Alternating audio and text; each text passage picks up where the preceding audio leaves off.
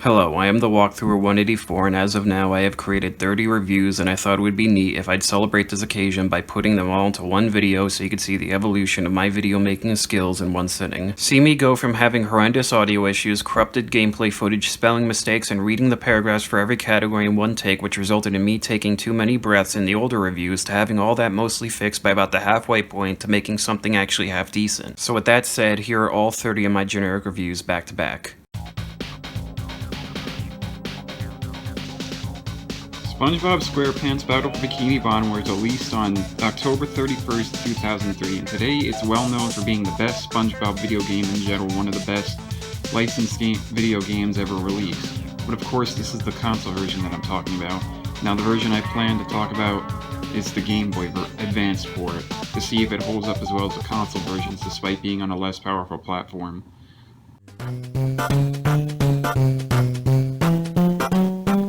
In another attempt to steal the Krabby Patty secret formula, Plankton creates a robot army but unfortunately forgets to switch his Obey Plankton switch from off to on, which leaves the robots to roam aimlessly, destroying Bikini Bottom in the process. This has been recreated in the GB port, but with a minor difference. In the console version, SpongeBob takes it upon himself to rid the town of robots, whereas in this version, Mr. Krab pushes him to do so because the robots are scaring off his customers and stealing Krabby Patties. The story is very simple and could have easily worked as an actual episode of the show, which I believe that was what the writers were going for.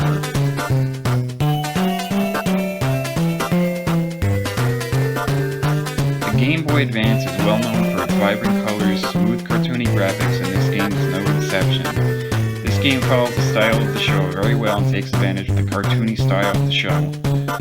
The game is colorful, the backgrounds are nice, and the overall world is appealing to the eye. The only thing I think is a bit off are the character sprites. I don't know if it's just me or what, they just don't seem 100% accurate, especially when compared to the console version. While on the other hand, the sprites for the robot enemies are completely unique from the console version and look pretty good.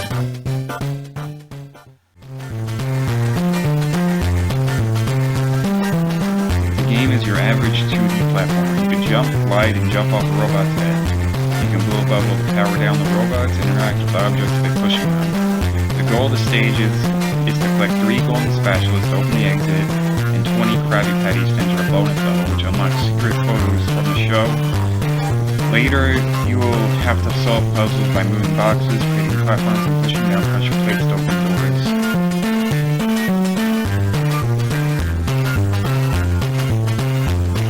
The controls are simple. You use the D-pad to move and choose the direction to blow a bubble, while the A button jumps, and if you hold down when jumping from heights, you can glide for a few seconds. The B button blows bubbles and allows you to talk to other characters. While riding Mystery, you can fly by holding A and jump to fly with a B. The L trigger is not used, while the R trigger is used to dismount Mystery.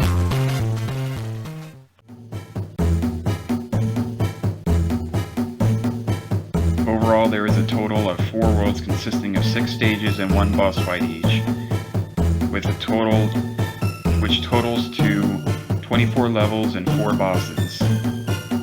Both the stages and bosses are taken from the console version with their own 2D spin, but there are a few exceptions. The industrial plant, which was only a boss area, now has 2 levels, and the same goes for the Chum Bucket, which also has its very own level. Lastly is the boss fight with a robot Squidward that was scrapped from the original console version.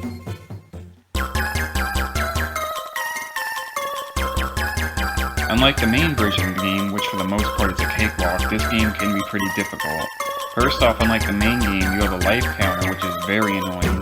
If you die, everything on the screen resets, including all progress made on any puzzles. Worse is if you get a game over, then you must restart the whole level. Puzzles start off pretty simple, but quickly get intense for a kid's game, while the place with the robots will definitely get you killed a few times. As for the bosses, they're about average.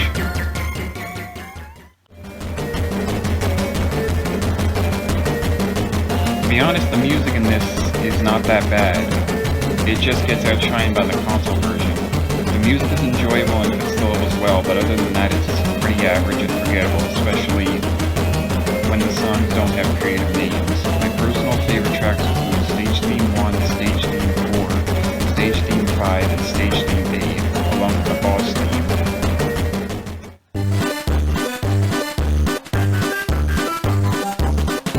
On its own, it's a very competent, average platformer, but compared to the console version, I'd say it's a good rendition of the game on the GBA in its own 2D style. Overall, I would say it's worth picking up and giving a play.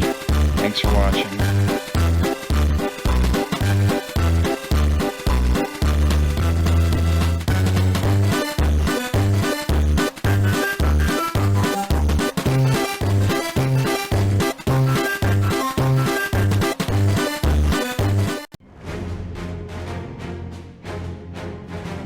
Battlefield 1943 was released to the Xbox Live Arcade on July 8, 2009, as well as the PlayStation Network one day later.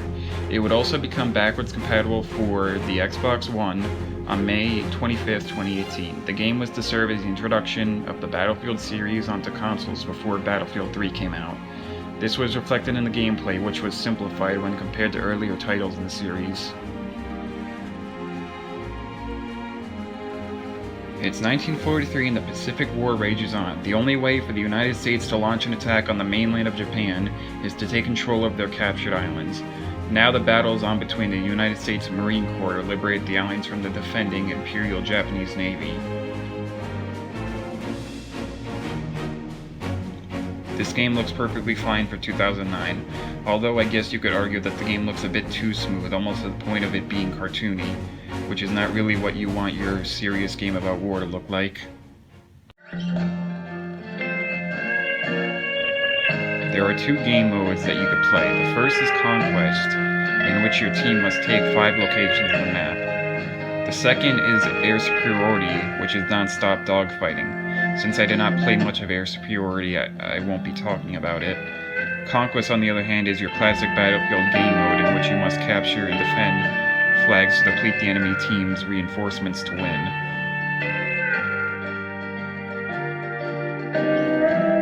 This is your classic Battlefield style gameplay: large maps, drivable vehicles, and most importantly, a destructive environment. You can choose between 3 classes.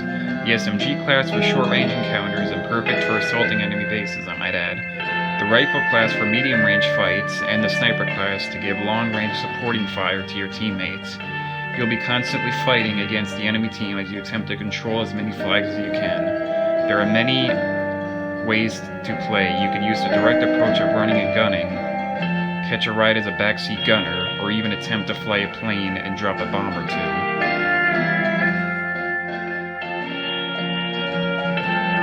If you played an FPS before, the controls are just the way you expect them to be. Use the left trigger to aim, the right trigger to shoot, clicking the left stick to run. Use the right stick to look around, as well as crouch it by clicking it in. The left bumper allows you to throw grenades, and the right bumper makes you switch weapons. A is to jump, X is to reload, Y is to pull out your melee weapon, and B is to enter and exit turrets and vehicles.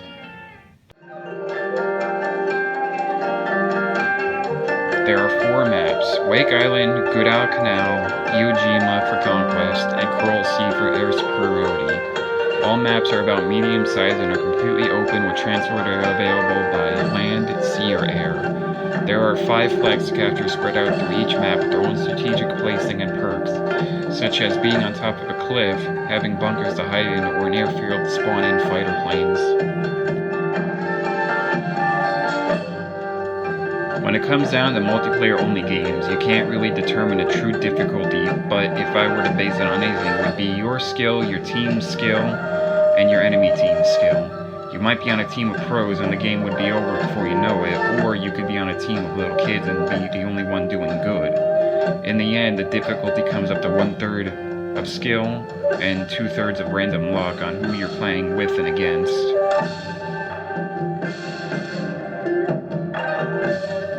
Outside the always awesome Battlefield theme on the main menu, you really don't hear music during the game. The only time you hear music during matches are when you're driving the Jeeps, and even then, the music is played so faintly that it would be muffled by the sounds of war around you. Despite the game being very bare bones, I think between the even playing field with the gun selection and the openness of the maps, this game has been one of my best multiplayer experiences ever. I think that since people are still playing 10 years later shows how long-lasting this game is, especially now, with it being backwards compatible for the Xbox One. I'd say if you're a Battlefield fan who skipped over this title and are an FPS fan looking for something that is basic and fun to play, to download it and give it a go. Thanks for watching.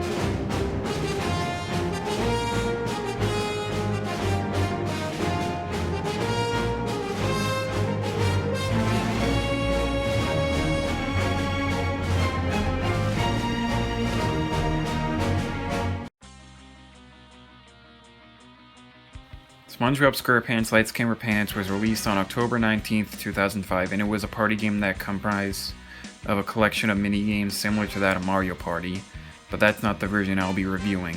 The version I will be talking about is the PC port, which, like other PC SpongeBob games, was a point-and-click adventure game. I choose this version to see if it held up all these years later or if I have grown out of liking it. For the anniversary of the popular show The New Adventures of Mermaid Man and Barnacle Boy, the city of Bikini Bottom decides to create a new episode with the introduction of a brand new villain, the Sneaky Hermit. In the console version, the main cast compete to play as the Sneaky Hermit, while in this version, it is up to SpongeBob to recruit actors to play all the characters in the episode. I think the best way to describe the graphics is awkward. It has drawn backgrounds, which on their own look good, but they seem out of place with the 3D models placed on top of them. The models for both the characters and items just stick out and just don't look right. Having said that, the models on their own look perfectly fine, but again just don't work when placed on a drawn background. This is your classic point-and-click adventure game format, which was common with PC SpongeBob games at the time. You'll explore Bikini Bottom, talk to characters, receive tasks to complete, and play some mini-games along the way. The game is played entirely with the mouse. You can click on where you want SpongeBob to go, as well as the objects you want him to pick up, and the people you want him to talk to. Although in some mini-games you will have to control SpongeBob by dragging the mouse as opposed to clicking. There are 18 areas within the 4 sections of Bikini Bottom to explore. All areas are straight from the show, from familiar buildings such as the Krusty Krab and Sandy's Tree Dome, to the vast wilderness of the kelp forest, or even to prehistoric times. This game is easy, too easy. The tasks are basic and don't require much thinking, while the mini-games are not challenging in the slightest. In the end, it doesn't take much to finish the game and unlock all the actors. The music tracks are generic, and it doesn't help that they are very short, but having said that, I would say that there is one place where the game's music shines, and it's not where you expect it to be. There are some tracks for creepy areas, but that do their job a little bit too well. If you want to hear what I mean, the area tracks are Prehistoric Bikini Bottom, the Flying Dutchman ship, and the Man Ray close-up. As a kid, I remember loving this game, but returning to it now as an adult, I don't feel the same way. It's way too easy, and the unskippable text makes the game drag on for way too long. The tasks are too simple to complete, and the minigames feel needlessly tacked on. Overall, I cannot recommend the PC version of Lights Camera Pants. If the game were a little more fast-paced and the tasks were more difficult, maybe, but as it is, it's not worth getting, or if you're like me, replaying to see if it held up, because unfortunately it doesn't. Thanks for watching.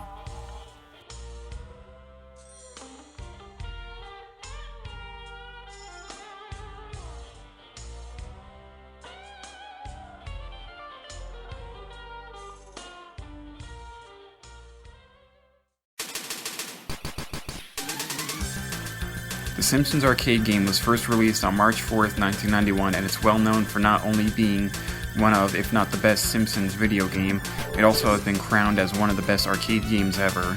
This game also has a history of never being ported to a console until 21 years later, in 2012, when it was finally brought to the Xbox Live Arcade and the PlayStation Network. Unfortunately, the game was eventually removed from both online marketplaces for unknown reasons, and has not been reinstated since. During a stroll through downtown Springfield, the Simpson family, specifically Homer, accidentally runs into Smithers, who had just robbed a jewelry store. When they collide, the jewel that he was after is knocked out of his hands and lands into Maggie's mouth. Smithers then kidnaps her to take the jewel back to Mr. Burns. Now it is up to Homer, Marge, Bart, and Lisa to chase after him and rescue Maggie.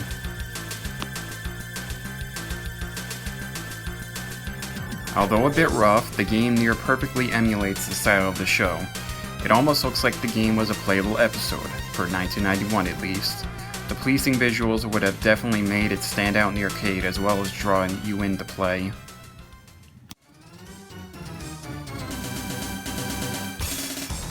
This is your classic beat 'em up with Simpsons characters. You'll run around the screen fighting enemies of varying strength, and at the end of every level, you also fight a boss.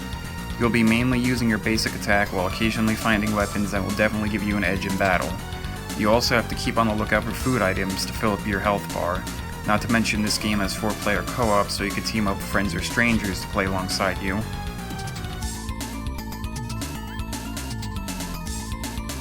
In the arcade, there were only 2 buttons and a joystick, which transfers over perfectly to an Xbox 360 controller.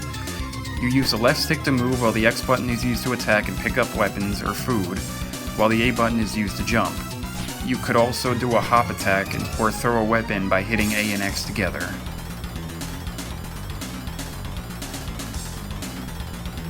There are 8 stages that will take you all over Springfield. You'll start off fighting in downtown, and before you know it, your quest to save Maggie will bring you to places from the show like Krusty Land, Moe's Bar, and the Springfield Nuclear Power Plant. Although the version of the game I played on did have difficulty and continue amount options, I tried to make it as similar to the arcade experience as possible by playing on normal difficulty with only 10 continues, which gave me 5 lives each. I had started with 50 lives, and by the end of the game I had only 3 continues left, which meant I only had 15 lives to spare. This shows that this game is definitely on the tougher side, and if you plan to play it, you better bring a few extra quarters. I'd say the difficulty stems from the enemy's overwhelming numbers, which will be used to corner you. As for the bosses, they're probably the hardest part of the game.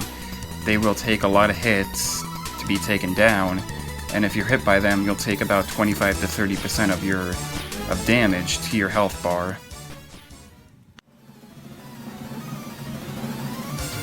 The music definitely has that early 90s sound combined with the style of The Simpsons, and it works out tremendously.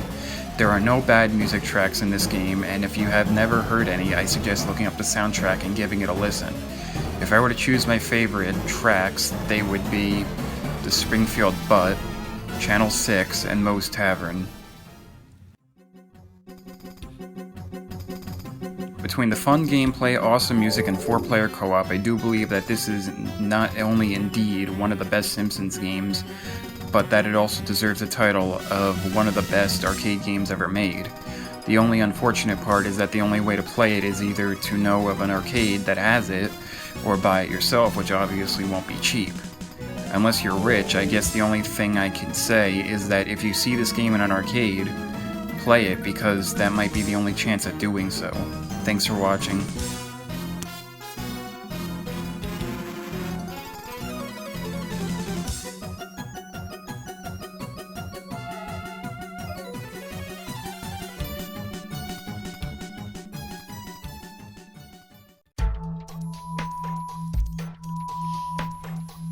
Geometry Wars Retro Evolved was released on November 22nd, 2005 as a launch title for Microsoft's new online marketplace for the Xbox 360, the Xbox Live Arcade, and was part of the initial set of games to become backwards compatible for the Xbox One. It started off as a mini-game in Project Gotham Racing 2, and because of its fun and addicting nature, it would not only become its own game, but also the gold standard for the Xbox Live Arcade. The game is completely comprised of neon coloring that pops out at you. I personally love this style, but unfortunately it does come with a stipulation, which is how intense the colors and effects are that some people could end up getting a headache or worse have a seizure from playing, which unfortunately makes this game not accessible for everybody.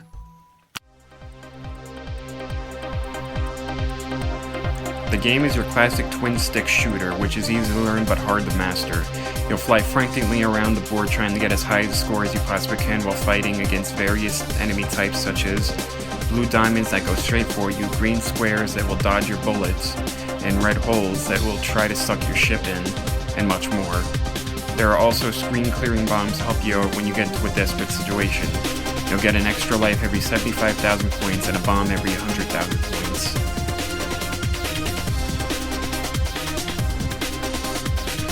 You control your ship with the left stick and fire your weapon with the right stick, while both triggers will detonate your bombs.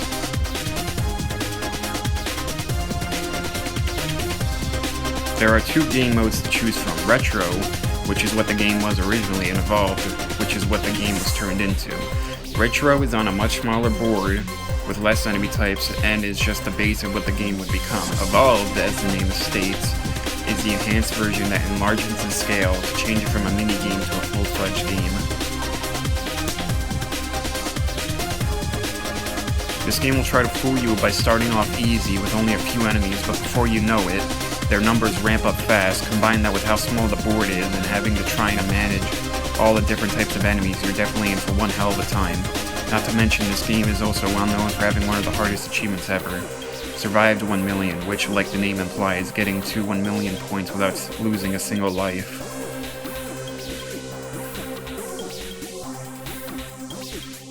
This game only has 3 music tracks, and one of them is only a jingle when gaining a life or bomb, so that doesn't make up for it. First by having a calming arrangement for the title screen, and second by having an almost 9 minutes fast-paced electronic track that will pump you up and energize you while playing.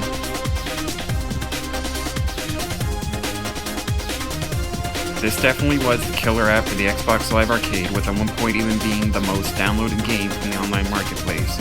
This game is just so addicting, and with the difficulty not being cheap, but rather based on skill, every time that you play you would get a little bit better each time. If you somehow haven't played this game yet, I implore you to download it now and play this piece of Xbox's history. Thanks for watching.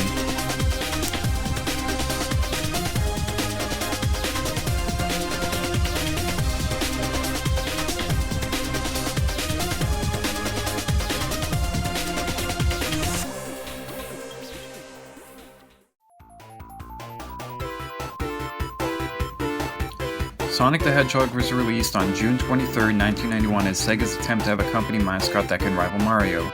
It was a phenomenal success and quickly became the best-selling game for the Genesis, with over 15 million units sold, and finally putting Sega on the map as a legitimate contender in the Nintendo-dominated market. But as time went on and more games in the series came out, people looked back at this game with cynical views ranging from saying that the game is merely average to downright saying that it sucks and should have never have exploded into popularity.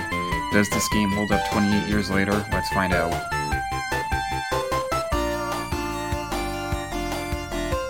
The evil Dr. Robotnik has invaded South Island and is capturing the animal inhabitants to power his robotic badniks to collect the 6 Chaos Emeralds so he can harness their power for world domination. It is now up to Sonic to save the woodland critters, collect the emeralds, and defeat Robotnik before it's too late.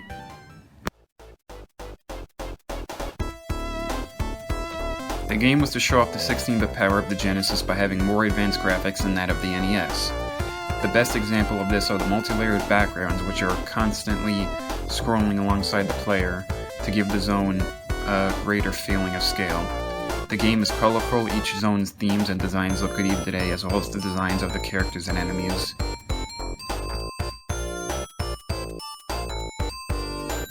It's your classic platformer with a speedy twist. The game uses its unique momentum physics to make Sonic go fast, which allows you to race through stages at Sonic speed.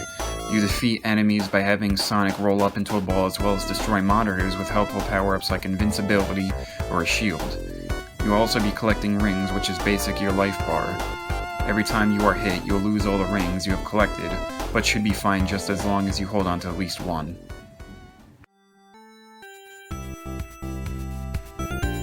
You use the directional pad to move, while all buttons make you jump. The controls are so simplistic that you can even play with an Atari 2600 controller.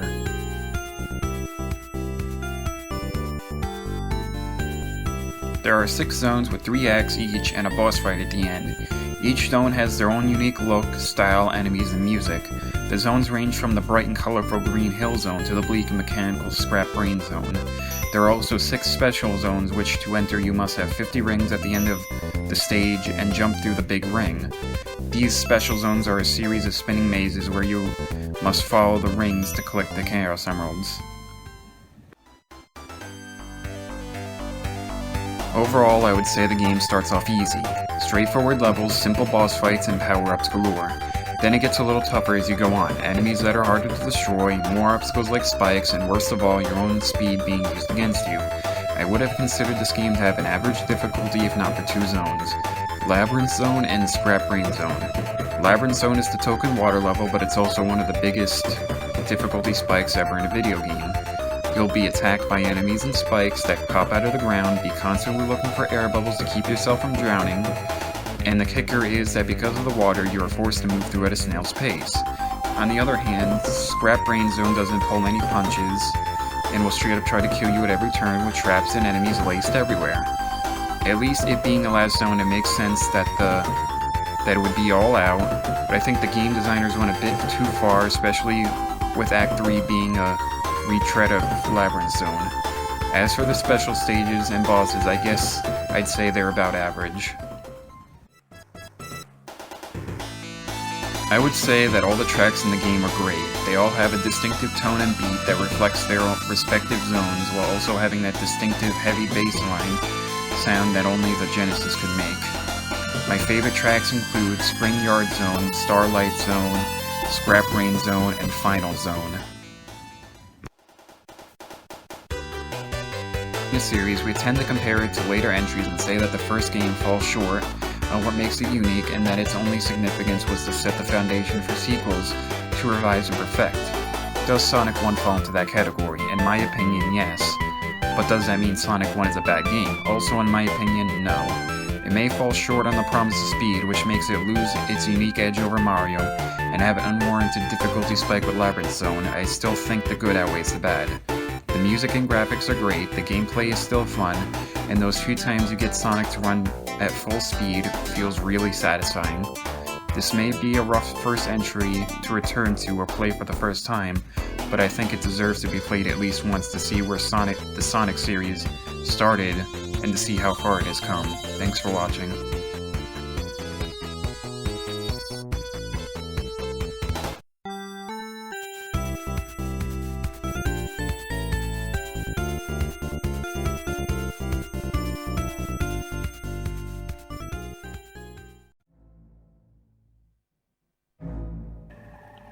Luigi's Mansion was released in the US on November 18, 2001, as a launch title for the Nintendo GameCube.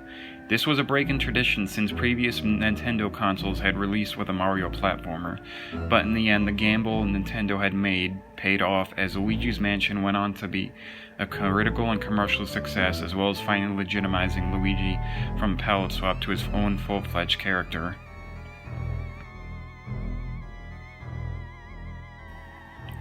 After winning a mansion in a contest he never entered, Luigi decides to investigate with his brother Mario. They decide to meet outside the mansion, but when Luigi arrives, there is no sign of him. So Luigi enters the mansion, only to be attacked by ghosts and saved by the local scientist, Professor E. Gadd. Gadd explains that Mario was captured by the ghosts, as well as gives Luigi his invention to give him a fighting chance, the Poltergust 3000. Now it is up to the cowardly Luigi to brave the haunted mansion and save his brother.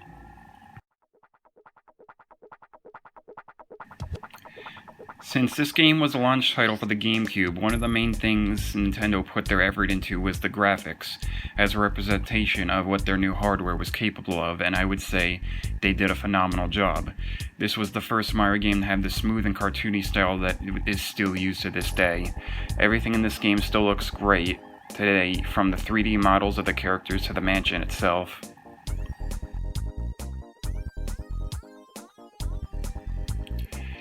The game is revolved around capturing ghosts via stunning them with your flashlight and then sucking them up with the Poltergust 3000. Of course, that's how you defeat basic ghost enemies, but throughout the game you'll encounter portrait ghosts, most of which are basically mini-bosses, with a couple actually being bosses. These types of ghosts will not go down easily, they won't even be capturable until you find their weakness/triggers. You'll also encounter boos, which will keep hiding in furniture until they are caught.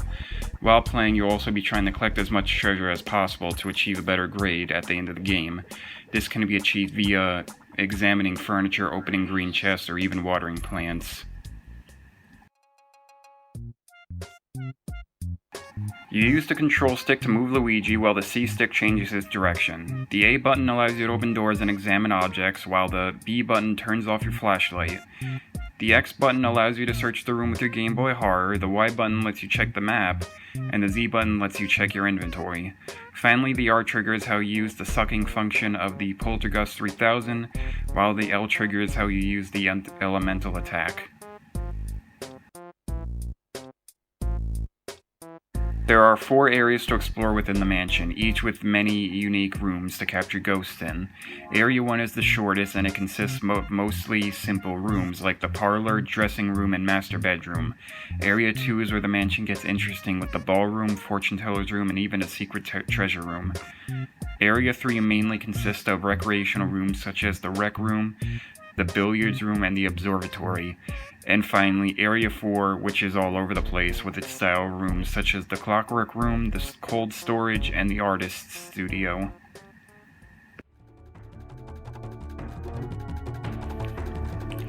Overall, I would say the first half of the game is easy, while the second half is somewhat difficult. The portrait ghosts and boos that you encounter in the first 2 areas are pushovers, and you can capture them without breaking a sweat. The rooms to get them in are so big that you won't get caught on any furniture. Most of the portrait ghosts don't even attack you, and the boost's health is always low. As for capturing them in the last 2 areas, you're in for a rough ride. The rooms are small and cluttered, most of the ghosts will attack you, and the boost's health go up by astronomical proportions. But if you think the game was too easy, you can always do a New Game Plus playthrough, which is a harder version of the game.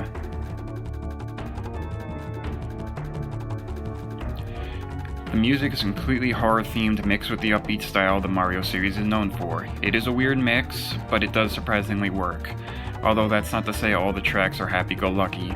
A lot of the songs in the game are actually short jingles and only play on specific occasions like picking up a key. Despite this, they are all still pleasant to listen to. Some of my favorite tracks include the title screen, the Bogmire Battle, the Game Boy Horror, and the Mansion's theme.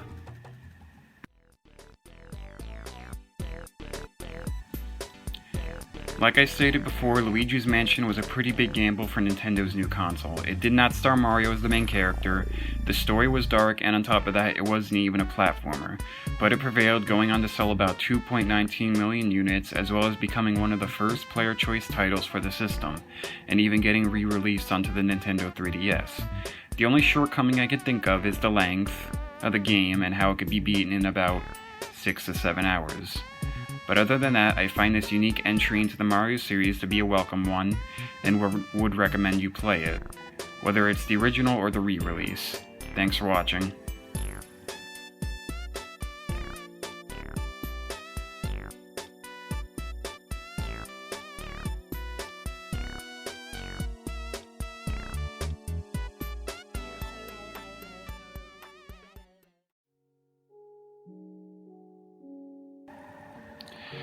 Minecraft was released on November 18th, 2011 to the PC. The game started off simple with barely anything to do in it, but despite this, people were addicted at first glance. Since people loved it when it first came out with the little features that it had, meant that the game had a strong fan base from the beginning, and it was only going to grow as the game would go on to add more features that are commonplace today. This eventually led to Minecraft to sell over 176 million copies, which meant that it had dethroned Tetris as the best-selling video game ever. Does the game deserve this title? Let's find out.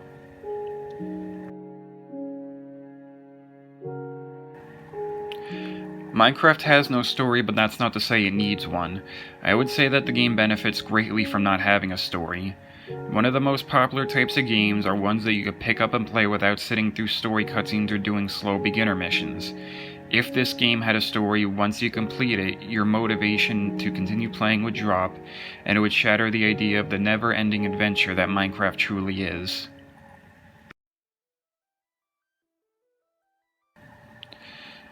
The graphics have a weird retro feel, with all the textures combining the pixel graphics of the 80s with the basic 3D geometry of the 90s, and it surprisingly works. Also to note is that there are no circular objects within the game, not even the sun or moon. But if you dislike the way the game looks, you could check out the many official and user-created texture packs that will make the game look better, realistic, or completely different.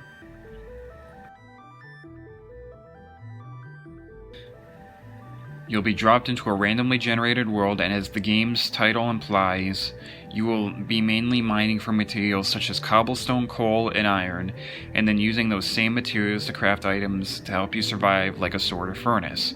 But of course, that's not all of what you'll be doing. You'll also need to build a base of operations, which can be as simple as a house or within a cave, to as complex as a castle or on a mountainside. While doing either of those things, monsters will continuously try to kill you, whether it be running straight at you, shooting arrows at you, or even getting close to you and blowing up, so always be prepared for a fight. Since there are no goals in Minecraft, you can play it any way you want. If you want to dig down, keep upgrading your tools, construct a nether portal, and eventually defeat the nether dragon, go ahead. Or if you just want to stay above ground, gather a lot of materials, and just build, that's fine too. There is no wrong way to play. To move, you use the left stick, while the right stick is how you look around. You can run by clicking the left stick and sneak by doing the same to the right stick. The A button lets you jump, the B button also allows you to sneak, the X button opens up your crafting menu, and the Y button opens your inventory. Up on the D-pad will change your camera perspective, down will drop an item, left allows you to check your status effects, and right will open the chat. Left and right bumpers are used to cycle through your main inventory, and finally the left trigger is used to place blocks and use them, while the right trigger is used for attacking and mining.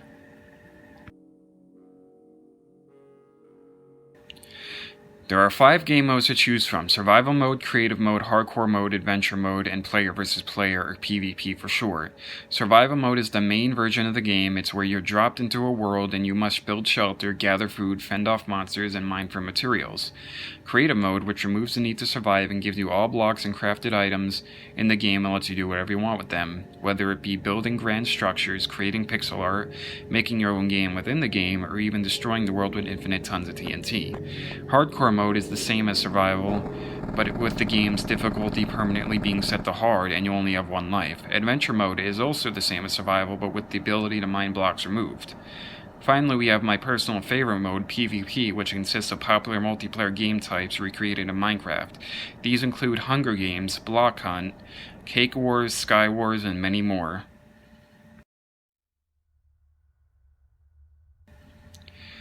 There are 4 difficulty options: Peaceful, Easy, Normal, and Hard. Peaceful spawns no monsters, you don't lose hunger, and you always regenerate your health. As for the other 3, they are just what you expect. Monsters spawn and you must keep your hunger bar up to heal yourself either at a lower, moderate, or higher rate.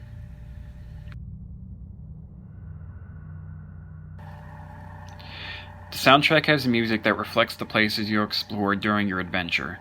The overworld has calming and peaceful music that is pleasant to listen to.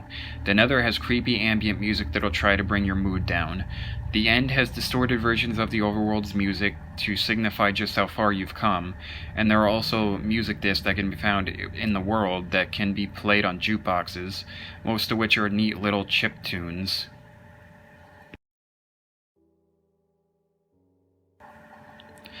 Does Minecraft deserve the title of best-selling video game of all time? I would say yes. The game was fun and addicting when it first came out, and that was when the game only had the basics, and it is more so today with all the added content. On top of that, it's a game that you can play at any time without interruption or an end. Add in always different experiences with the randomly generated worlds, constant updates, and one of the best video game soundtracks ever, it was inevitable that this game would become #1. If you somehow haven't played Minecraft yet, I pity you. Go and play it now, trust me, it's worth it. Thanks for watching.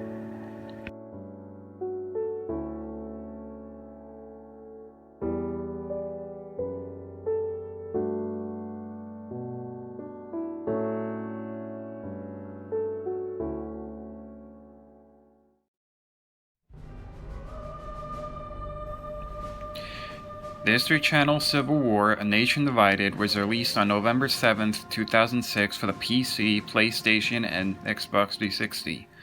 This is the only game I've ever seen set during the Civil War and to be made by the History Channel. Those reasons alone was enough to get me to buy it. I wanted to know if a game set during that war could work and be fun. Did I? Let's find out.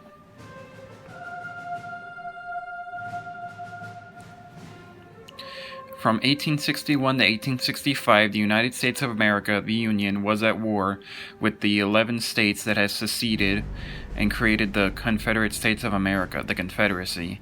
This was a war that both sides fought for many different reasons, but the two main ones were, for the Union, it was to reintegrate the seceded states and abolish slavery, while for the Confederacy, it was to stay as a separate nation and keep slavery. There's nothing to write home about here. The game gets the job done but doesn't go beyond that. The forests and structures that you'll be fighting around look fine, while the models for the soldiers look pretty good. The only thing that really stands out are how on point the weapons are when compared to the real thing.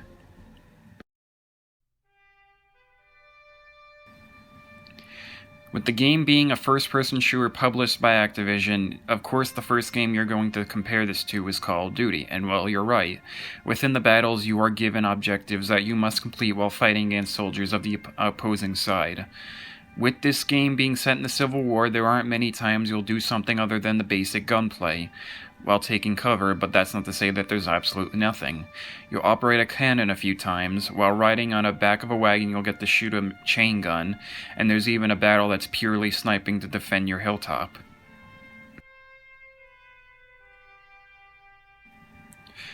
You use the left thumbstick to move, while the right thumbstick controls where you look, as well as reloading by clicking it in. Left and right on the D-pad is how you switch weapons. The A button is used for interaction with objects, B is used for crouch, and Y is used to jump. The back button brings up your current objectives. Left bumper is how you throw a grenade, right bumper is how you do a melee attack, left trigger is how you aim down sights, and finally the right trigger is how you fire your weapon.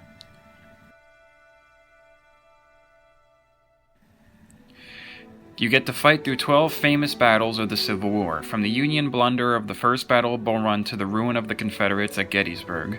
All battles will also be accompanied by an intro cutscene that tells you what the stakes and battle plans are for that particular battle, as well as an outro cutscene that describes the casualty amount, who won, and what that meant for the war as a whole.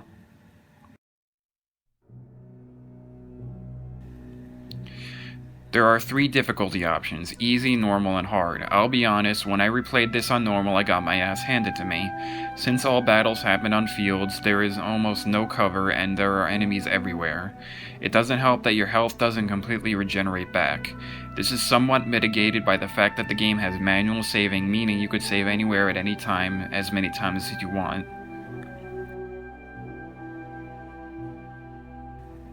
The music in this game is great. It's mainly consisted of era-appropriate instruments such as drums and trumpets, and it fits the game perfectly, but there are some problems. There are only 3 music tracks in the game, it only plays during cutscenes or when you're on the main menu, and the biggest offender, all of the tracks were taken from the movie Glory. I am disappointed that this game doesn't have an original soundtrack, but it's forgivable since they did choose a movie that was nominated for Best Original Score.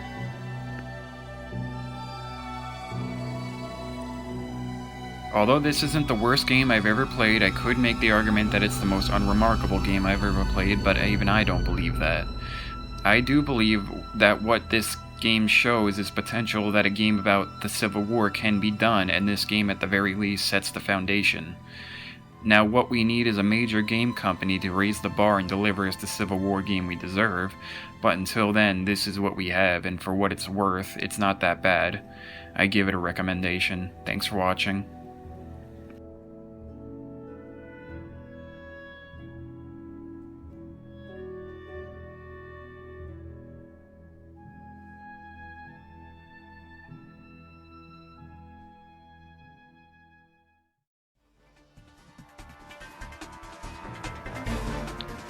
Alien Hominid was first released on November 21st, 2004 for the PlayStation 2 and Xbox.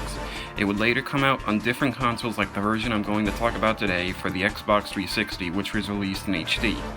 This game started off as a one-level flash game on Newgrounds, but it became so popular that the creator of the website, Tom Fulp, decided to start a game developing company, the Behemoth, with their first project being to turn this 5-minute flash game to a full 5-hour game. Well, they did just that, and did they fare well? Let's find out.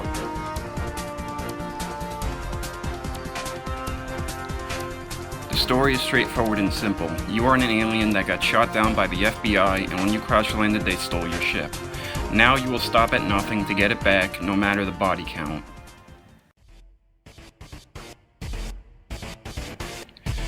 The graphics are of a cartoony style combined with an over-the-top violent edge. Since this game was created by the people from Newgrounds, a place known for great animators, all the characters, bosses, and backgrounds are very well drawn to the point of it basically being a playable cartoon. I do like this unique style that they still use today.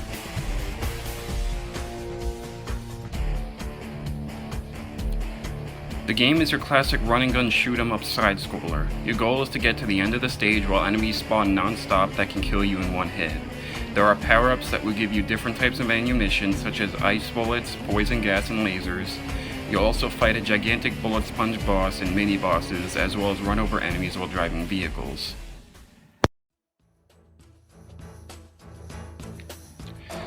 The main controls are simplistic as well. You use the left joystick or D-pad to move and press down to duck. The A button jumps, the X button shoots, the B button throws grenades, and finally the Y button lets you enter and exit vehicles while the triggers let you dodge roll to the left or right. There are also some semi-advanced maneuvers such as holding down the X button to shoot a charge shot, pressing down and Y to dig into the ground or fall from an elevated ledge, hitting A twice over an enemy to either bite his head off, X, or carrying him and throw him into other enemies, Y and X. While flying in the spaceship, holding A or right trigger will thrust you wherever you push your left stick or D-pad. X/left trigger is used to shoot, while B is used for a quick speed boost.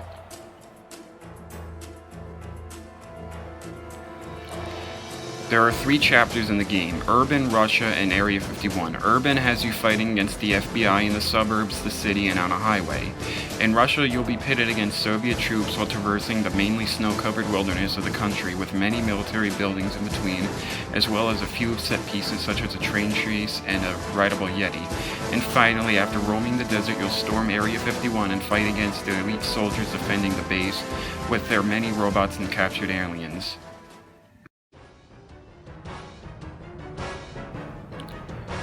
Although there are 3 difficulty settings, easy, medium, and hard, regardless of which you pick, you always die in one hit, but there are some differences. Depending on which difficulty you pick, you either start with more or less grenades, lies, and continues, as well as get more or less ammo and grenades from power-ups. The only other thing to note is that on easy, you always start with a shield, on medium you only get shields from power-ups, and on hard there are no shields at all. Having said that, the game starts you on medium, and I think this is the best way to play, but you can always change the difficulty on the main menu settings if you feel the game is too hard or easy.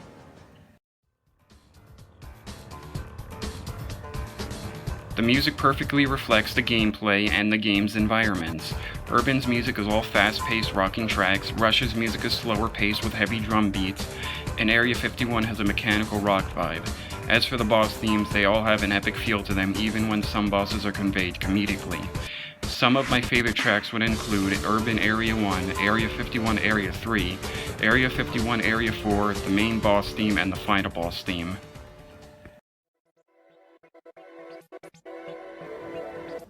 When this game released, it got good reviews and sold enough to get re-released to the Xbox Live Arcade and for the company to create a second game for the marketplace, which would become Castle Crashers.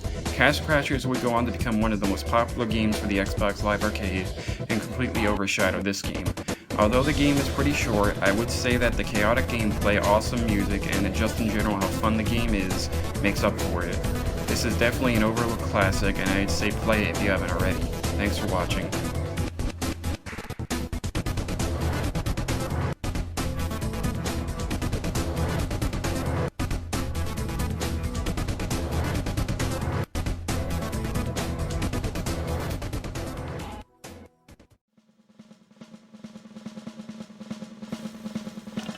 SpongeBob SquarePants Battle for Bikini Bottom was first released on October 31st, 2003 for the Xbox, GameCube, PlayStation 2, PC, and Game Boy Advance 16 years ago today. It was mostly reviewed positively, but ultimately flew under the radar and did not become a big hit, but rather a cult hit. But as the years went on, the game would go on to have a second life, not only within the gaming sphere as a whole, but also as a very popular game to speedrun. This all culminated in a remake of the game by Purple Lamp Studios set to release sometime in 2020. So does this game deserve its status as a cult classic, and does it deserve to be remade? Let's find out.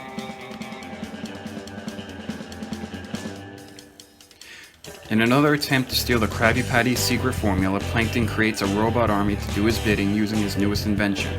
the Duplicatortron 3000. Unfortunately, he forgets to have his Obey Plankton switch set to obey, and the robots turn on him and proceed to go haywire all over Bikini Bottom.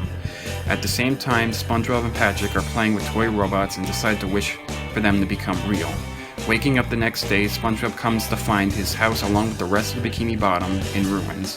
Thinking that he was the one responsible for this, SpongeBob vows to save Bikini Bottom from the evil robot Scourge. It's always a challenge to create a 3D version of a 2D show, and when it's done, it never looks 100% accurate, especially with the limited technology Heavy Iron was working with back in 2003. Despite this, everything in the game looks on point to its show counterpart. All the locations, characters, and buildings look great in 3D. On top of that, the visuals in general look great. They've managed to convey the many aesthetics and tones visually for each level precisely, like the warmness of Goo Lagoon and the denseness of the kelp forest. This is your classic 3D platformer combined with the minor amounts of collectathonic. You'll explore the huge multi-layered semi-sandboxy levels and collect golden spatulas to unlock new levels, shiny objects which are used to open new paths. You unlock challenges to get more spatulas, and can be given to Mr. Krabs for even more spatulas. There are also Patrick's Lost Socks, which every 10 you find rewards you yet another golden spatula. All the while, you'll be fighting against many unique robot types ranging in size and difficulty to destroy. To get golden spatulas, you must perform many different tasks ranging from robot battle arenas and boss fights, to bungee jumping to destroy tikis, completing slides under a time limit, or even a huge room spanning rolling ball puzzle.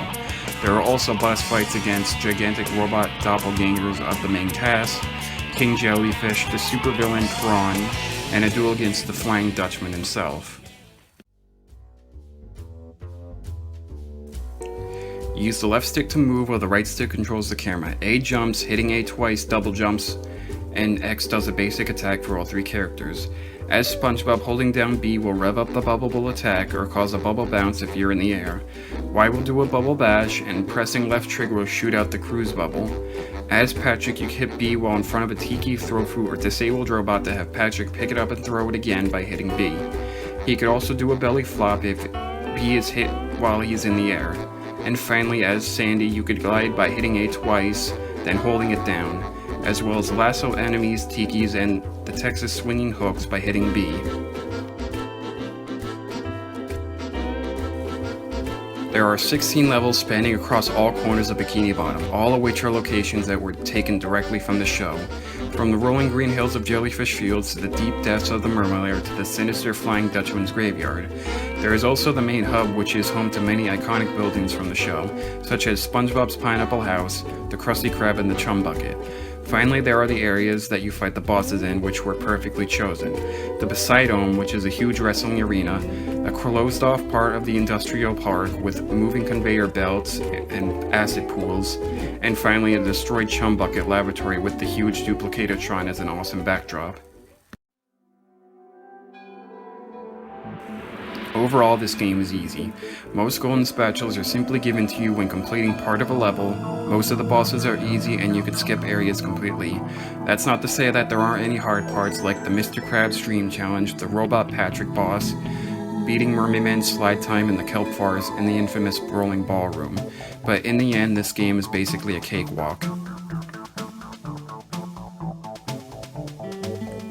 The music is perfect, there is not a single bad track in the game. They all fit the bill perfectly for their levels, conveying their different themes and locations precisely, such as the calming and playful track used for Jellyfish Fields, or the boring and mundane track used for downtown Bikini Bottom, to the deep and disturbing track of Rock Bottom and the scary rock of the Flying Dutchman's graveyard.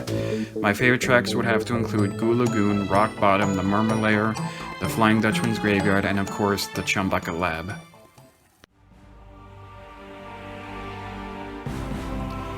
So is this game deserving of its title as a cult hit, and does it deserve to be remade? I would have to say the answer is an overwhelming yes. In a time when licensed games were slapped together as a quick cash grab, this game stands out for actually having effort be put into the product. Despite being a bit too easy, with fun gameplay, great music, and respect for the source material, it's a wonder why this game didn't become a huge hit.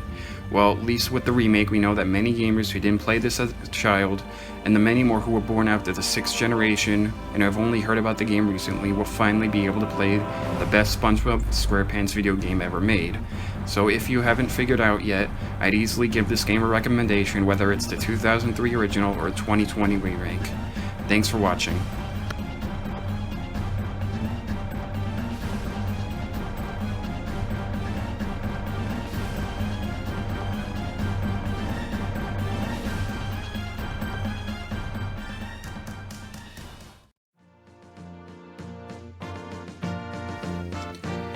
Wolfenstein 3D was first released for MS-DOS on May 5, 1992, and was later ported to a myriad of consoles.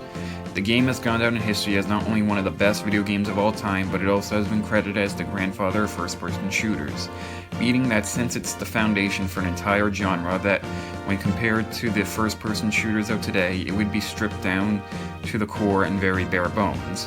So does the game still hold up after the advancements of the genre? Let's find out. You are BJ Blazkowicz, an American spy who has been captured and taken to Castle Wolfenstein. Despite being unarmed and outmanned, it is now up to BJ to escape his imprisonment and continue his mission to stop the Nazi war machine by taking the fight all the way to Hitler himself. The programmers attempted to achieve 3D graphics by utilizing their newly created active raycasting, which made all objects and walls revolve around the player and change size based off of their position. This game, also being made in the 90s, means that the graphics are all made of pixels, but with the PC being more powerful than consoles meant that these were some of the most detailed pixel graphics at the time. Today the graphics are the definition of retro and have a very distinct charm to them. This is your basic first-person shooter. You'll run around a set of maze-like rooms trying to find the exit to the next level. While doing so, the Nazi guards will be alerted and you'll be in firefights frequently. There is also treasure to collect, ammo to replenish, food that can be eaten to restore health, and many secret rooms to find with power-ups galore. And finally, there are the boss fights in which you are pitted against a huge powerful enemy that you must outwit and wear down their health to eventually kill them.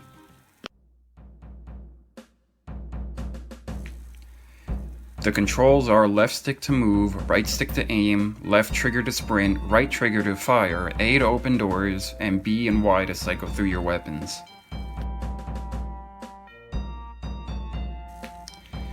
There were 3 episodes given with the original release: Escape from Castle Wolfenstein, Operation Eisenfaust, and Die für Die. In episode 1, you are, as the name suggests, escaping your captors from the dreaded Castle Wolfenstein.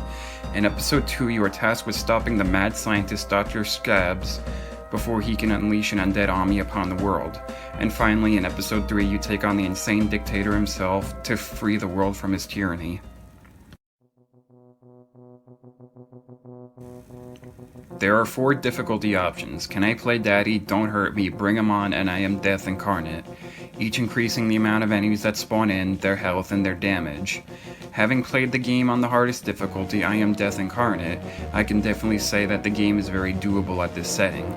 The main keys to victory are not to let your enemies surround you, always be on the move, and always find better weapons within the many secret rooms. The music in this game is basic but also very catchy. This was done by making the music feel like a mix between the real-life music and anthems of World War II combined with the genres of the modern day, such as rock, funk, and electronic. My favorite tracks would include Get Them Before They Get You, The March to War, Lurking, and The Ultimate Challenge. This is a great game, not only by itself, but even when in comparison of the first-person shooter games that have been released long after it. Despite being the first-person shooter and having only the bare essentials, Wolfenstein 3D stands the test of time and still remains a simplistic masterpiece, and I would definitely recommend this historic title. Thanks for watching.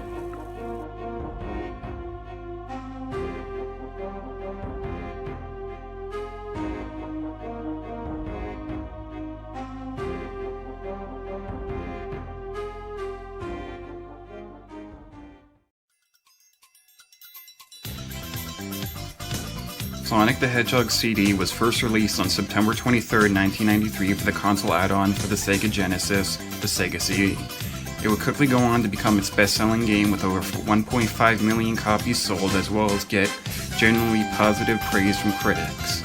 It unfortunately would not get a proper re-release until 2011 when Sega let Christian Whitehead, a fan programmer, remaster the game.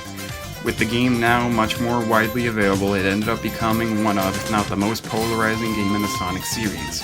Why is that, and what do I think of the game? Let's find out. The evil Dr. Robotnik has conquered the mysterious little planet and had it chained to a mountain to use it for his nefarious deeds. So Sonic, being the hero he is, decides to try and defeat Robotnik by collecting the 7 time stones to liberate Little Planet from his clutches. Along the way, he will meet a new friend, Amy Rose, as well as a new adversary, Metal Sonic.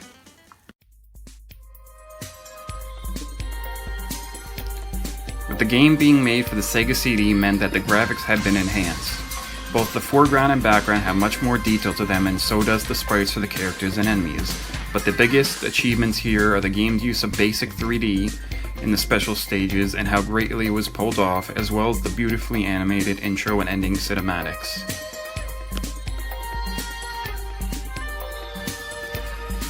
Like other Sonic games, this is a platformer that's all about speed, in which you will have to collect rings, get power-ups, defeat badniks, and collect the time stones, all while trying to get to the goalpost in the quickest time possible. But unlike other games in the Sonic series, this one focuses much more on exploration, much like Sonic 1. In other words, instead of zooming through stages, you'll be encouraged to slow down and explore the zone around you. The reward for this is being able to pull off the new time travel mechanic, in which, if you find a post marked with future or past, and are able to find an area where you can keep a high speed for a few seconds, you'll be transported to either the future or past version of the zone you are currently in. You use the left joystick/D-pad to move and press A to jump. Holding down an A will rev up a spin dash, while holding up an A will charge up the new super peel out move.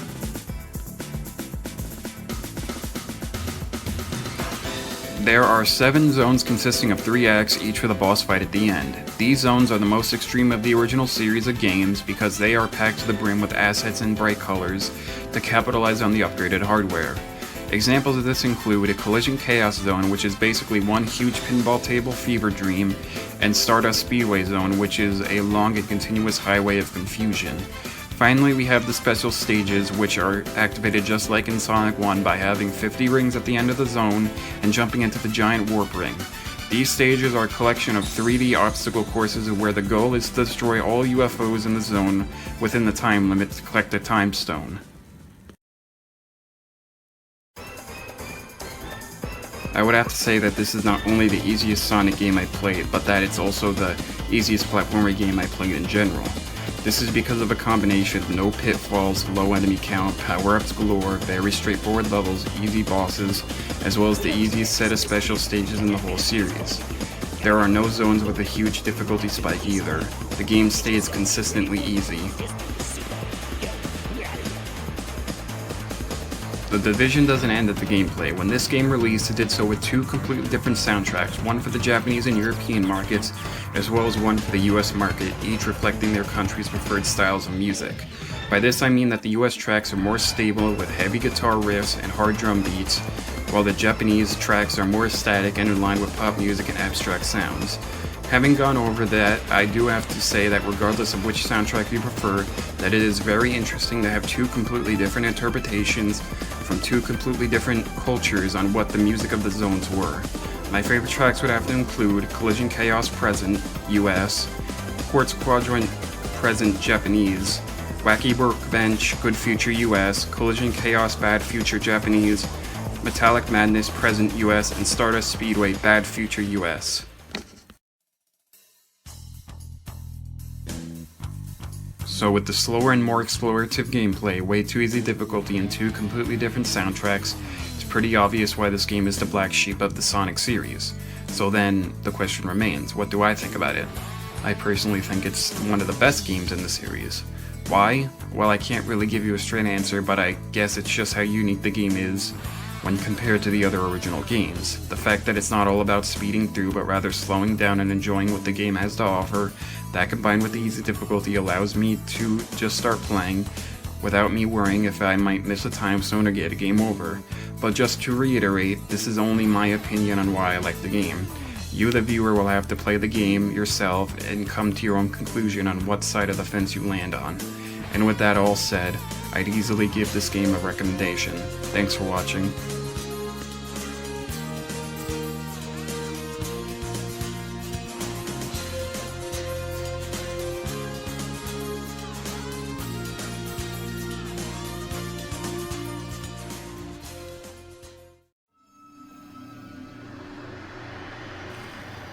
Call of Duty World at War was released on November 11th, 2008 for the Xbox 360, PlayStation 3, PC, and the Wii, with ports also made for the PlayStation 2 and DS.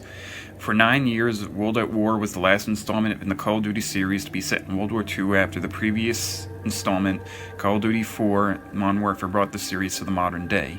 What Treyarch wanted to do was one last World War II game that showed the full harsh brutality of war, something the first 3 entries shied away from, but now could be shown in full detail with the games now being rated mature as opposed to teen. So how did they do? Let's find out.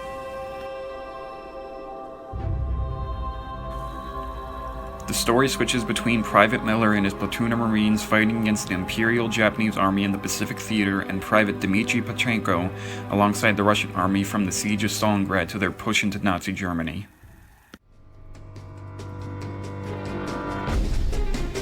If there was one word to sum up the graphics, it would be bulky.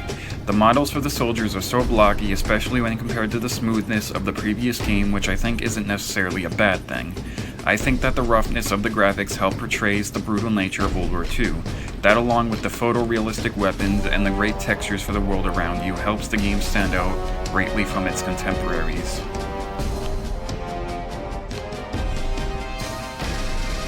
Like all the Call of Duty titles, this is your classic modern first-person shooter. This means that you will be able to carry only 2 weapons, be able to sprint for a short time, there's a checkpoint system, and you have the ability to regenerate health.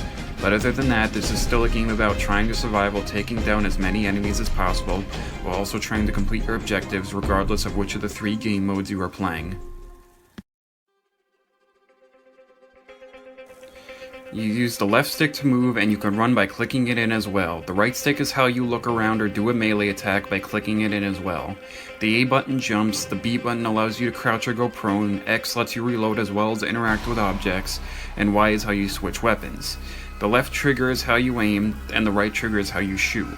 The left bumper throws your secondary grenade, while the right bumper throws your primary grenade, and finally the D-pad is used to select items in your inventory. There are 3 game modes that are offered: Campaign, Multiplayer, and Nazi Zombies. As stated before, the campaign will bring you to some of the most horrific battles of the war, from the siege of Stalingrad to the island-hopping campaign in the Pacific, all while telling a tale of survival and revenge. The multiplayer is your classic PvP mode in which you and your team are pitted against an enemy team in classic game modes such as Team Deathmatch, Capture the Flag, Domination, Search and Destroy, and my personal favorite, War. Finally, we have Nazi Zombies, in which you and a team of friends must survive against an ever-growing stronger army of the Nazi and Imperial undead for as long as you can.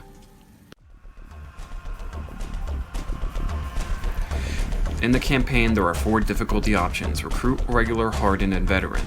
Recruit and Regular are the easier choices meant for casual playthroughs, with the enemies being less aggressive and deadly, while Hardened and especially Veteran are meant for only the most dedicated of players, where the enemies will have pinpoint accuracy and an infinite amount of grenades to throw at you.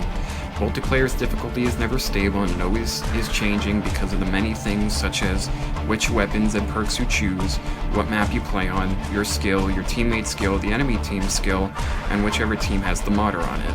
Nazi Zombies, on the other hand, starts off easy with very weak and slow zombies, but progressively gets faster, harder to kill, and grow in numbers with every round you progress. Meaning that since the challenge is based around repetition, the first few times you play it, it will be very difficult, but eventually with enough practice, you will be able to master the game mode.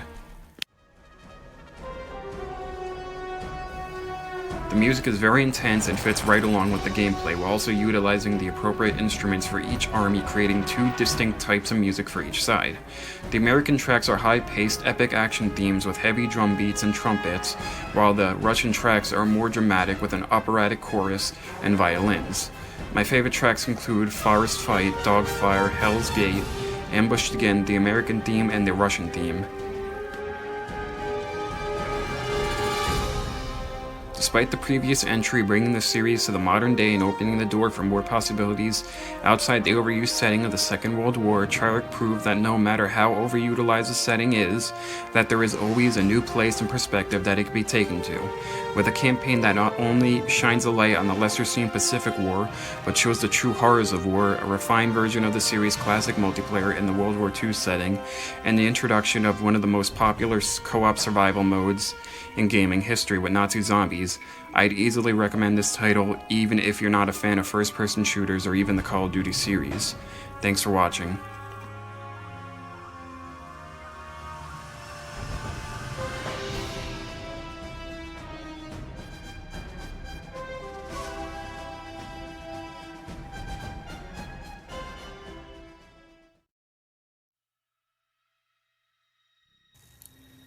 Outlast was released on September 4th, 2013 for the PC, with later releases for the PS4, Xbox One, and Nintendo Switch. This game came to us from Canadian developers Red Barrels Inc., who wanted to create a unique survival horror game in which you couldn't fight back against your enemies and must hide from them. This would create a different type of fear when playing, knowing that you were defenseless to the horrors around you. So how does this unique entry into the genre hold up? Let's find out. You are Miles Upshur, a freelance investigative journalist who has been sent an anonymous tip about the unspeakable horrors happening at Mount Massive Asylum. After traveling there, Miles sneaks into the asylum only to realize his mistake after being almost killed multiple times. He attempts to escape but is drugged and brought deeper into the asylum.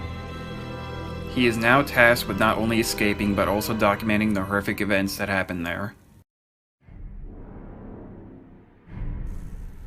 This game, having been released for the 8th generation of consoles, meant that the graphics are virtually realistic. The visuals really do perfectly portray the horrors this game has to offer, from the simple eeriness of the empty hallways and outside areas to the gruesome detail of the inhabitants of the asylum. The graphics really do a tremendous job at scaring the player. As stated before, this isn't your classic survival horror game, as in there are no weapons to fight back with, so you can't really rely on a rocket launcher to kill your adversaries with or flashbang to stun them. It's just you and a camcorder. In this game, the only way to survive against your pursuers is to either run or hide from them. Hiding is done by getting yourself into a hidden space, such as under a bed or in a locker, or by simply going into a dark corner and trying to be as quiet as possible. As for the running sections, you will be continuously pursued through an obstacle course-like set of roadblocks in which if you screw up once, you're as good as dead. All the while, you'll be solving puzzles, recording your experiences, and collecting documents to find out the whole story of what truly went on in the asylum. Use the left stick to move and the right stick to look around, as well as activate night vision mode with the camcorder by clicking it in. A jumps, B crouches, X lets you interact with objects, and Y is how you reload batteries. The left trigger is used to lean to the left or look behind you, while the right trigger is used to lean to the right and look behind you as well. Holding left bumper is how you run, while hitting right bumper will pull up the camcorder. While using it up and down on the D-pad will let you zoom in and out. Left on the D-pad will show you your written notes, while right will show the collected documents. And finally, the back button will show your entire notebook. There are 8 chapters in the game that take you to different areas throughout the asylum. From the starting point in the dimly lit administration block to the pitch black underground sewers and courtyard to the overcrowded prison block, all of which are sprawling with insane inmates that want you dead. There are 4 difficulty options: normal, hard, nightmare, and insane. Normal is meant for the casual players who want a good scare but also want to complete the game with less enemy detection, more health, and being able to hold on to more batteries. Hard and Nightmare are meant for those hardcore players who want a real challenge and to truly fear what they are being chased by, because it's almost certain it will catch up to them and kill them. Insane, on the other hand, is truly meant for those not faint of heart, because in this difficulty setting, you must complete the entire game in one sitting without getting killed once, which means the true horror comes from dying and losing all of your progress. This game's soundtrack mainly consists of violins, horns, and ambient noises. The songs played are reflective of what you're currently doing in the game. While exploring the asylum, the music is slow, eerie, and unnerving to reflect the fact that you are never safe and something could come after you at any moment. When sneaking around, the music will try to scare you by playing softly, then having random loud stings to make you jump and give away your position. And finally, when being chased, the music will be very fast-paced and intense to represent the huge monstrous being that is currently chasing you. So after everything I talked about, the answer to the question, how does this unique survival horror game hold up, is that it holds up very well. Red Barrels has succeeded in creating an engaging game with an interesting story, a soundtrack that's both somber and intense, realistic visuals, and of course unique gameplay of hiding instead of fighting. It's no wonder why this game was very successful and eventually had a sequel in 2017, with another game said to be releasing soon. And with all that said, I'd easily give this game a recommendation. Thanks for watching.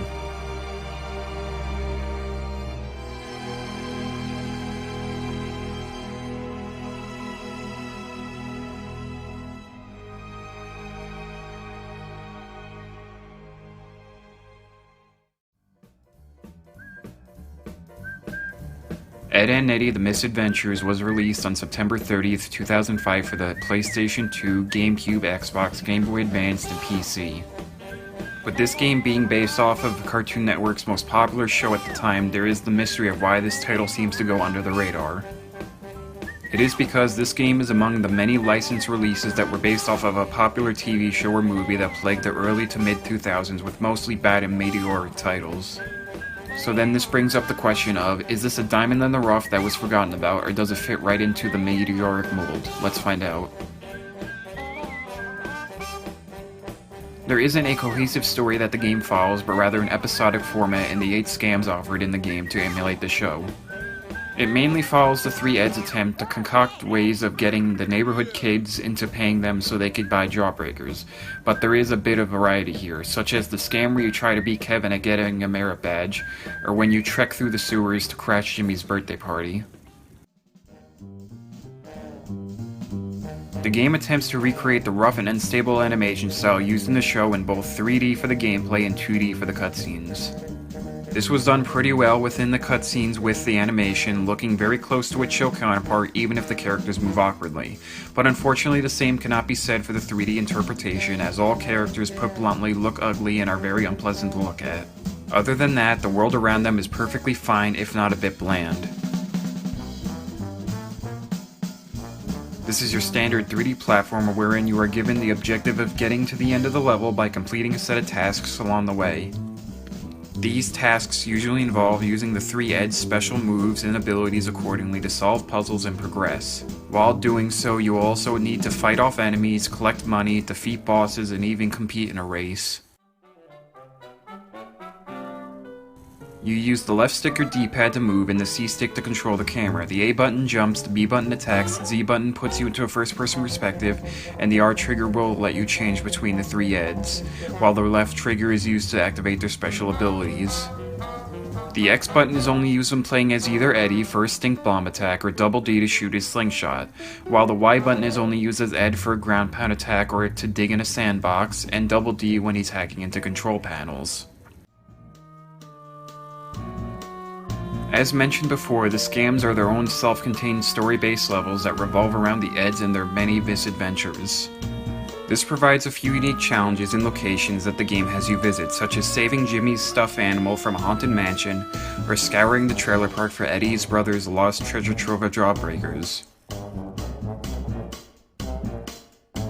This game is very easy. There are barely any enemies, there is no real penalty for dying, the puzzles are simplistic, and there are health pickups aplenty. I would say that the only hard parts are the boss fights, but even then, they can be beaten pretty easily. All the music is taken directly from the show, which means throughout the game you'll hear familiar tunes. The music in the show, and in turn the game, is soft jazz with soft horns and piano mixed in with a bit of on-tune whistling, which is perfectly represented in the show's theme tune. In my opinion, this is definitely the highlight of the game. So with all that said, I think the answer to the question asked at the beginning is obviously that the game does indeed fall into the meteoric mold and was forgotten about with good reasoning. Yes, the game does have the charm of having the voice actors, animation, and music from the show, but it simply does not have the gameplay to back it up. It's too simple and boring with barely any standout moments. So unfortunately, the verdict for this game is clear. I would not recommend it, just stick to watching the show. Thanks for watching.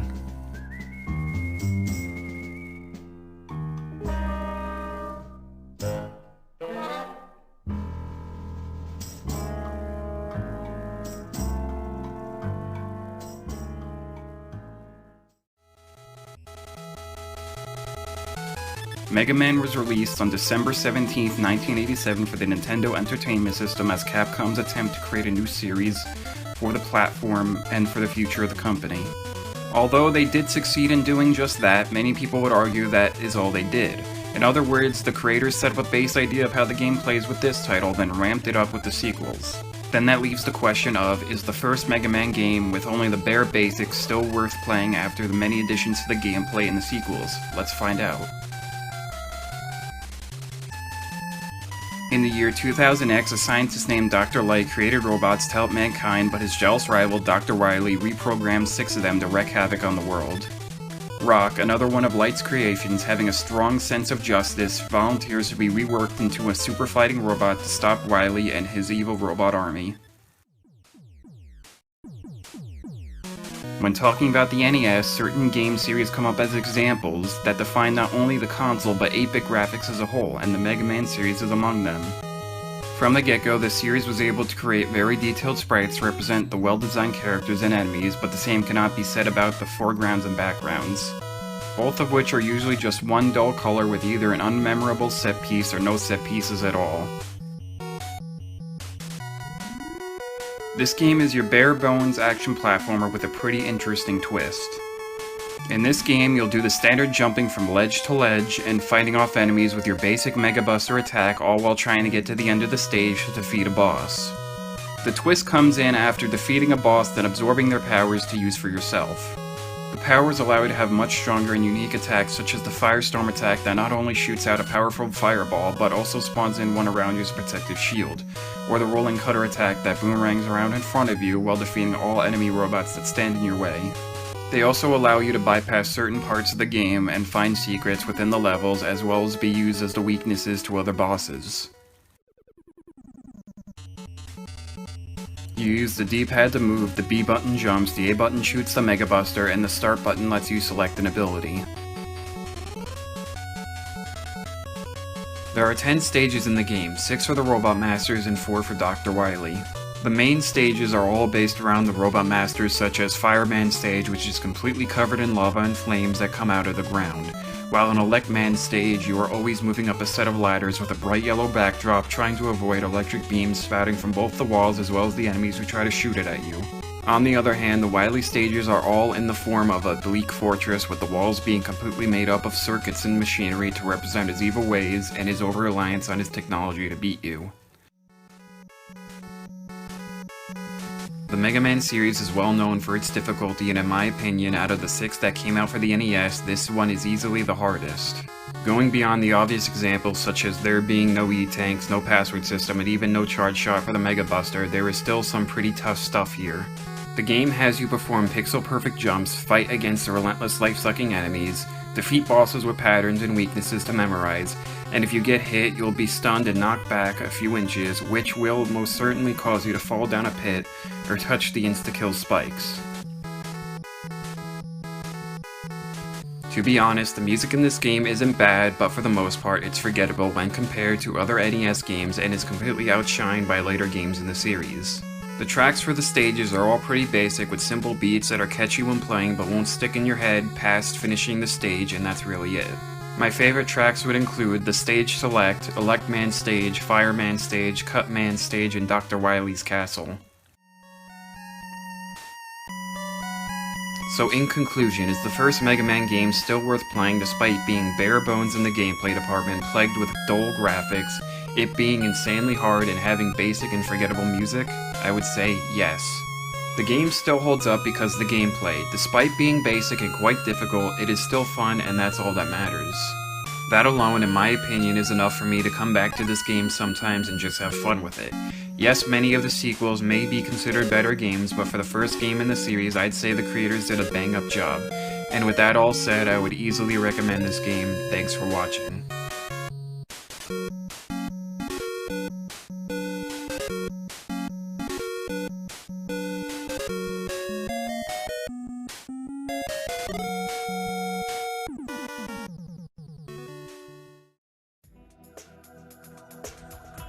SpyHunter was first released on September 24, 2001 for the PlayStation 2 and later for the GameCube, Xbox, Game Boy Advance, and PC. This game is described as an enhanced remake/sequel to the classic 1983 arcade game by Midway, which was a pretty common thing to see both back then and even today. Despite getting generally good reviews and selling well enough to get a sequel, this is a game that tends to never be brought up or mentioned when talking about great reboots or just great games in general. So join me as I take a look at this underappreciated modern remake done well. Nordstra is an Israeli-based international company that provides many different vital products for the world, and the man in charge of this company, Damon Curry, believes that he is the second coming of Christ and that he will one day rule over all of humanity. In order for his prophecy to come true, he plans to send 4 EMPs mounted on satellites to cripple the world's power supply, then begin to take over. In response to this, the SpyHunter team sends out Alex Sex, the agent who was able to defeat him back in 1983, to stop him once again. Despite coming out in 2001, the game, simply put, still looks great. All the environments look beautiful and are full of color, the vehicles look slick and smooth, and even the buildings look good.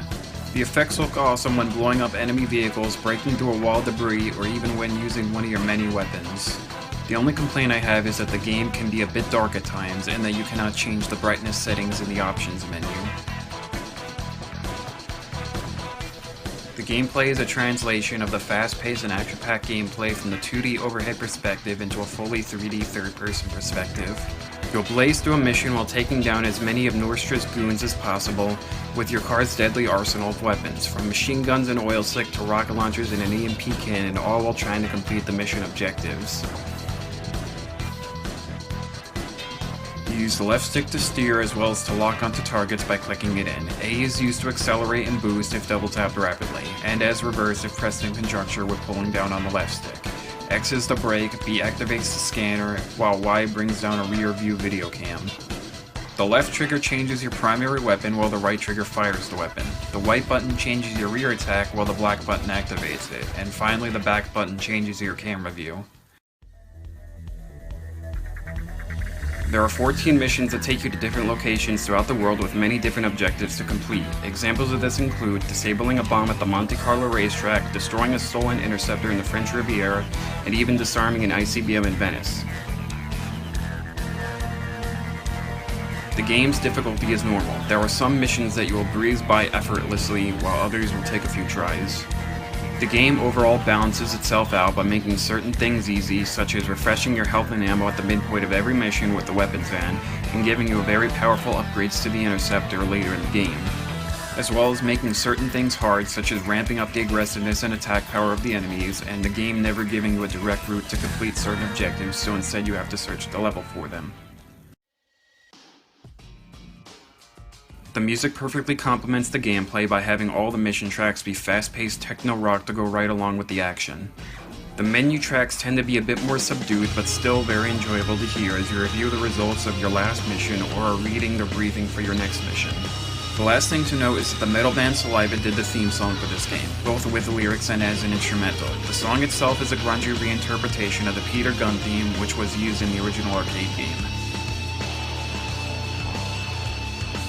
Despite not commonly recognized as a great game or remake, I still personally love the fast-paced action this game has to offer. Combine that with the awesome techno-rock soundtrack, graphics that have aged very well, and it being a remake of one of the greatest arcade games of all time, it's clear why I think this game is still great almost 20 years later. And with all that said, I would definitely recommend this underappreciated title. Thanks for watching.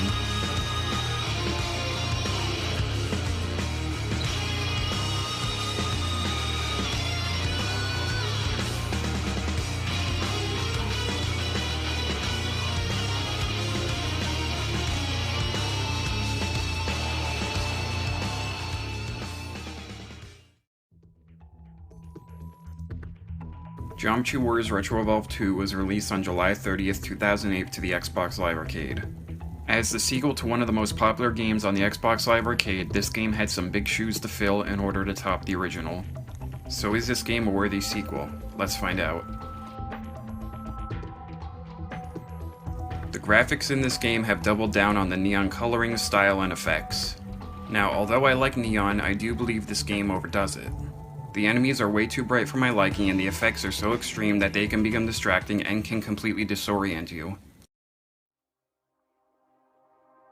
Just like the first game, you are piloting your ship around a board that fills up with enemies that you must destroy in order to survive and get a high score. You still die in one hit, start with a limited amount of lives and screen-clearing bombs, and get a temporary shield when you die. What's new in this game is the introduction of the gems, which are small green diamonds that are dropped when defeating enemies, which now act as a multiplier. You control your ship with the left stick and fire your weapon with the right stick, while both triggers will detonate your bombs.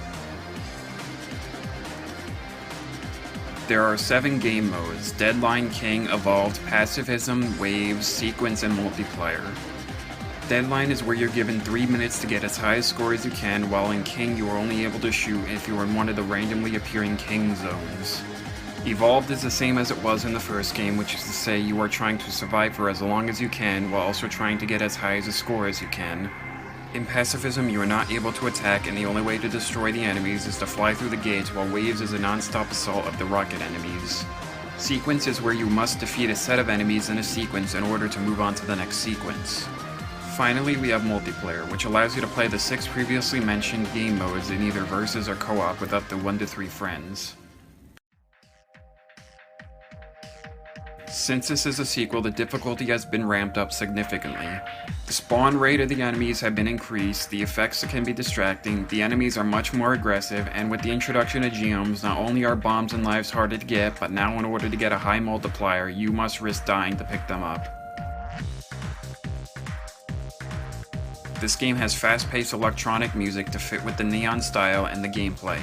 The tracks all play in sync with the gameplay because the longer you play, the more intense the music will get. These tracks will definitely pump you up and energize you while playing. So, is this game a worthy sequel? I would say yes. Taking what worked from the first game and adding onto it in the form of new game modes and introducing the new geo mechanic makes the game feel like a true evolution. Combine that with the return of the awesome electronic music and the still great twin-stick shooter gameplay, it's pretty obvious why I would have this stance, even if the neon graphics went a little overboard for my liking.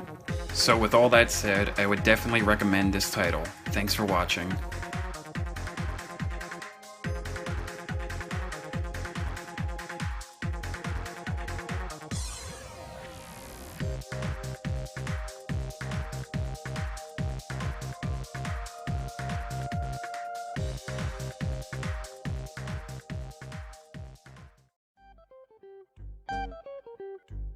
SpongeBob SquarePants Revenge of the Flying Dutchman was first released on September 10th, 2002 for the Game Boy Advance by Vicarious Visions, with later releases on the PlayStation 2 and GameCube by Big Sky Interactive.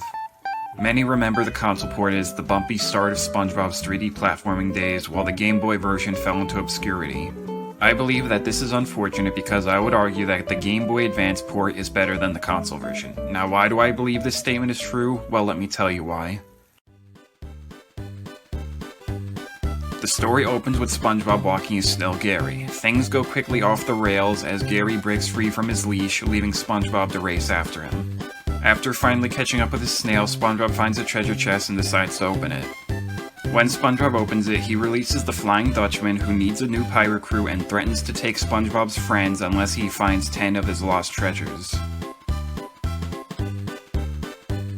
This game perfectly utilizes the colorful and cartoony style that the Game Boy Advance is known for. Everything looks like it was ripped right out of the show, the backgrounds, the foregrounds, and even the enemies. The only thing I don't think looks quite right are the character sprites. They do look like the characters they're supposed to, but they are just a little bit off for my liking. This is your classic 2D platformer format with a hint of exploration, meaning that the game is mainly about jumping from ledge to ledge, blowing bubbles to defeat enemies, and collecting lives and underwear for more health, but instead of just simply getting to an end of the level, you must explore to find 3 keys in the chest that they open. There are also challenge mini-games to gain items to help you on your quest, jellyfish rodeos hidden in the levels to gain extra lives and continues, and bosses to defeat for each chapter. You use the D-pad to move left and right as well as to look up and down. Pressing B will blow a bubble in front of you or above you if pressed while looking up. Pressing A makes you jump and holding it allows you to glide. Hitting the L trigger changes your item while hitting the right trigger activates it. Finally, by holding down and either left or right on the D-pad allows you to crawl. There are 5 chapters in the game with the locations taken directly from the show, which include Home Sweet Pineapple, Jellyfish Fields Forever, Out and About, Walking the Plankton, and Dutchman's Dew. Home Sweet Pineapple is nothing more than the tutorial level on the Jellyfish Jam bonus minigame for extra lives in SpongeBob's Pineapple. Jellyfish Fields Forever has you explore the wilderness of Bikini Bottom, such as Jellyfish Fields and the Kelp Forest, while Out and About has you visit popular outdoor locations such as Goo Lagoon and the Carnival. Walking the Plankton pits you against the elements as you deliver orders for Mr. Krabs in a desert and during a snowstorm. And finally in Dutchman's Dew, you must save your friends from the Flying Dutchman ship before having a final battle. This game is easy. The stages are very straightforward with the doubloons giving you a direct direction on where to go and the basic level designs. You are given 5 hit points, the bosses aren't too bad, and the few puzzles that are in the game aren't very hard to figure out. The only hard parts of the game are the final level and the challenging stages that you must perfect in order to pass them. This is the part of the review where I would usually say that this port's soundtrack is good, but is ultimately forgotten about when comparing it to the console version. Except this time I won't, because I actually prefer the Game Boy Advance version's music to the consoles. This is because of the much larger and more diverse musical selection here, because each level has its own theme as opposed to the console version, in which it is mostly based off of what costume you are wearing, which limits the music to the same few songs on repeat throughout the game. This includes the festive music during the snowstorm, the lively music of the carnival, the eerie music of Rock Bottom, and the feel-good music of Hooky Fields.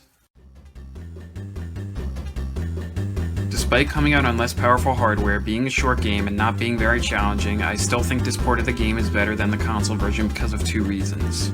1. The limitations and restraints that the developers had with the handheld forced them to stick with a tried and true 2D format for the game, which resulted in a simplistic game that is easy to pick up and play. And 2. The fact that this was a licensed game of a very popular show, which meant it would sell regardless of the quality. Not to mention the much more appealing graphics, larger music variety, and the references to the show sprinkled throughout the game. As opposed to the console ports that had the power to bring SpongeBob's world into the 3rd dimension, which resulted in confusing level layouts, vague objectives to complete, horribly aged graphics, annoyingly repetitive music, and general disregard for the source material. For these reasons, I believe that the console version was nothing more than a cash grab, while the Game Boy port was made by fans of the show with the intent of creating the best SpongeBob game they could. And if that's not enough evidence, just look at how the developers for the next 3D SpongeBob game changed to Heavy Iron Studios but stuck with vicarious visions for the 2D Game Boy port. And with all that said and done, I would definitely recommend this game. Thanks for watching.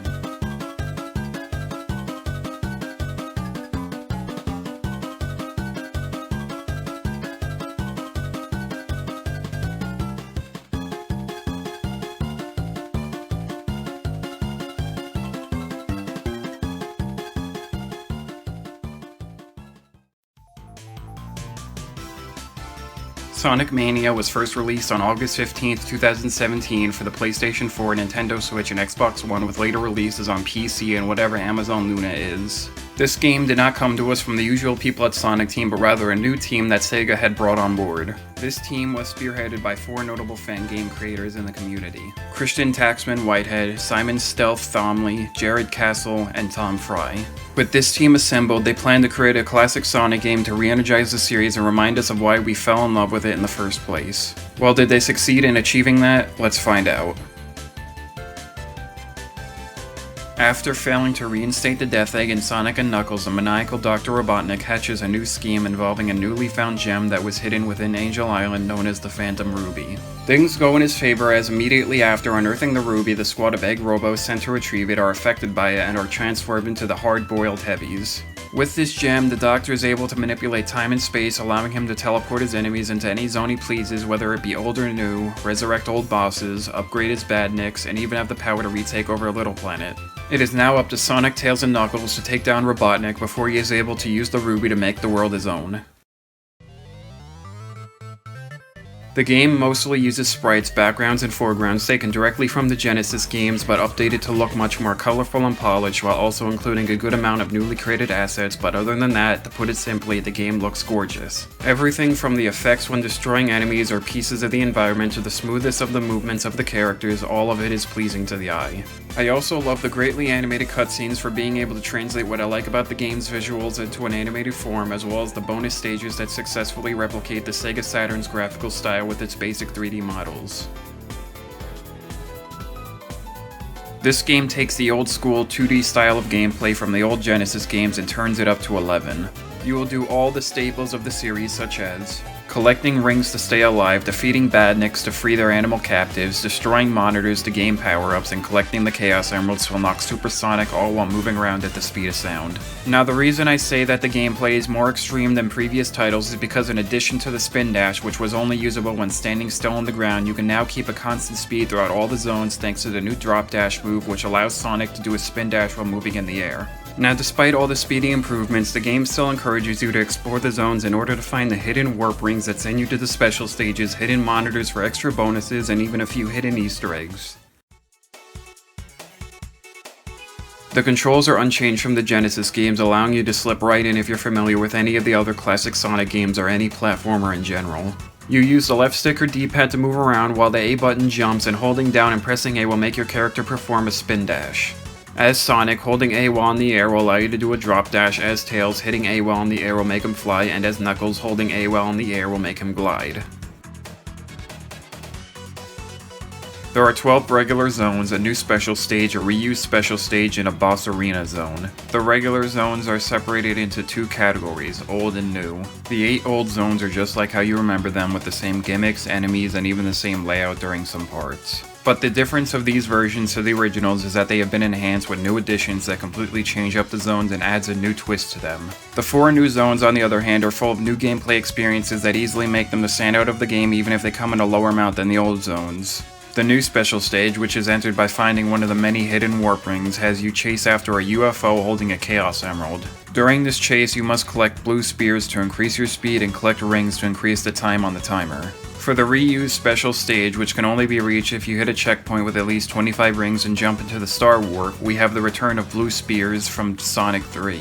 In these special stages, you are running around an isometric grid to change all the blue spears into red spears. Finally, we have the boss arena zone, which can only be reached by collecting all 7 Chaos Emeralds. This arena is unfortunately underwhelming when compared to others in the classic series, as it is just a fight against Dr. Robotnik and Heavy King on a platform with no twist of any kind.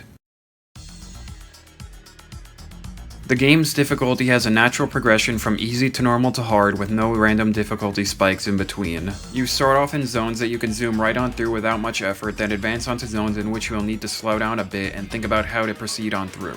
This comes from the game later on having you jump from small platforms over death pits, avoiding moving objects to not get crushed, and having your own speed be used against you by having obstacles ahead of you that you can only dodge by going slow and being cautious. But I will say that these things don't happen as often as the older Sonic games, making the zones not that bad overall. The only things I would say are truly hard in this game are the special stages. The Blue Spears special stage requires you to be precise with your movements, and the fixed camera angle forces you to memorize which spears you have already turned red and where you are within the current stage. The new special stage, on the other hand, makes you try to control a very slippery character at high speeds while running over thin lanes with bumpers making falling off an inevitability, and if that wasn't bad enough, you have to do this while on a strict time limit. Finally, we have the boss fights, which overall are pretty easy and can be dealt with no real hassle. Yes, even the final boss and the true final boss.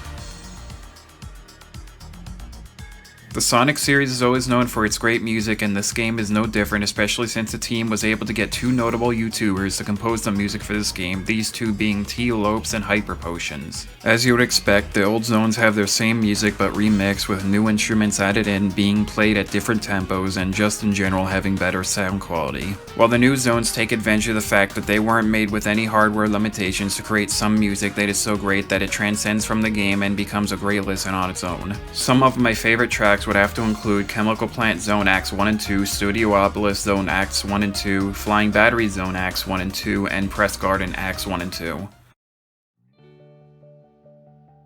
So would I say that this team of fans succeeded in their mission to revitalize the Sonic series? Yes, I would. The team managed to create a game that seemed to exceed everyone's expectations and become a hit with not only fans of the Sonic series, but with all gamers.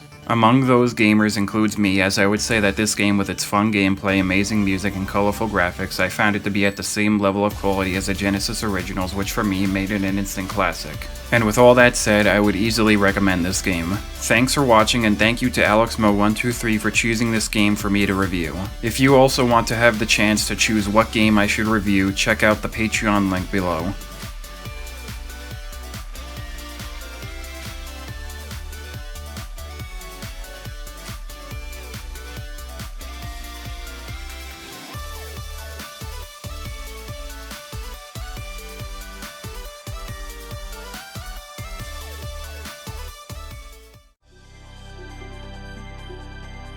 Mario Kart 64 was first released on December 14, 1996 for the Nintendo 64 and was later re-released onto the Virtual Console for both the Wii and Wii U. Since the first game was released on the Super Nintendo, a 16-bit console, there was a huge jump in technology with the sequel coming out on 64-bit hardware, meaning that the game had jumped from 2.5D to full-blown 3D. Many people consider this to be the first real Mario Kart, as it was able to take what made the original good and expand on it for not only the single-player experience but also in the multiplayer mode that now could be played with up to 4 players as opposed to only 2. They also achieved this by removing what people disliked about the previous game, such as certain items and the coin mechanic. So did the programmers use the better hardware to achieve the full potential of the Mario Kart series, and does this game deserve its status of the first real Mario Kart? Let's find out.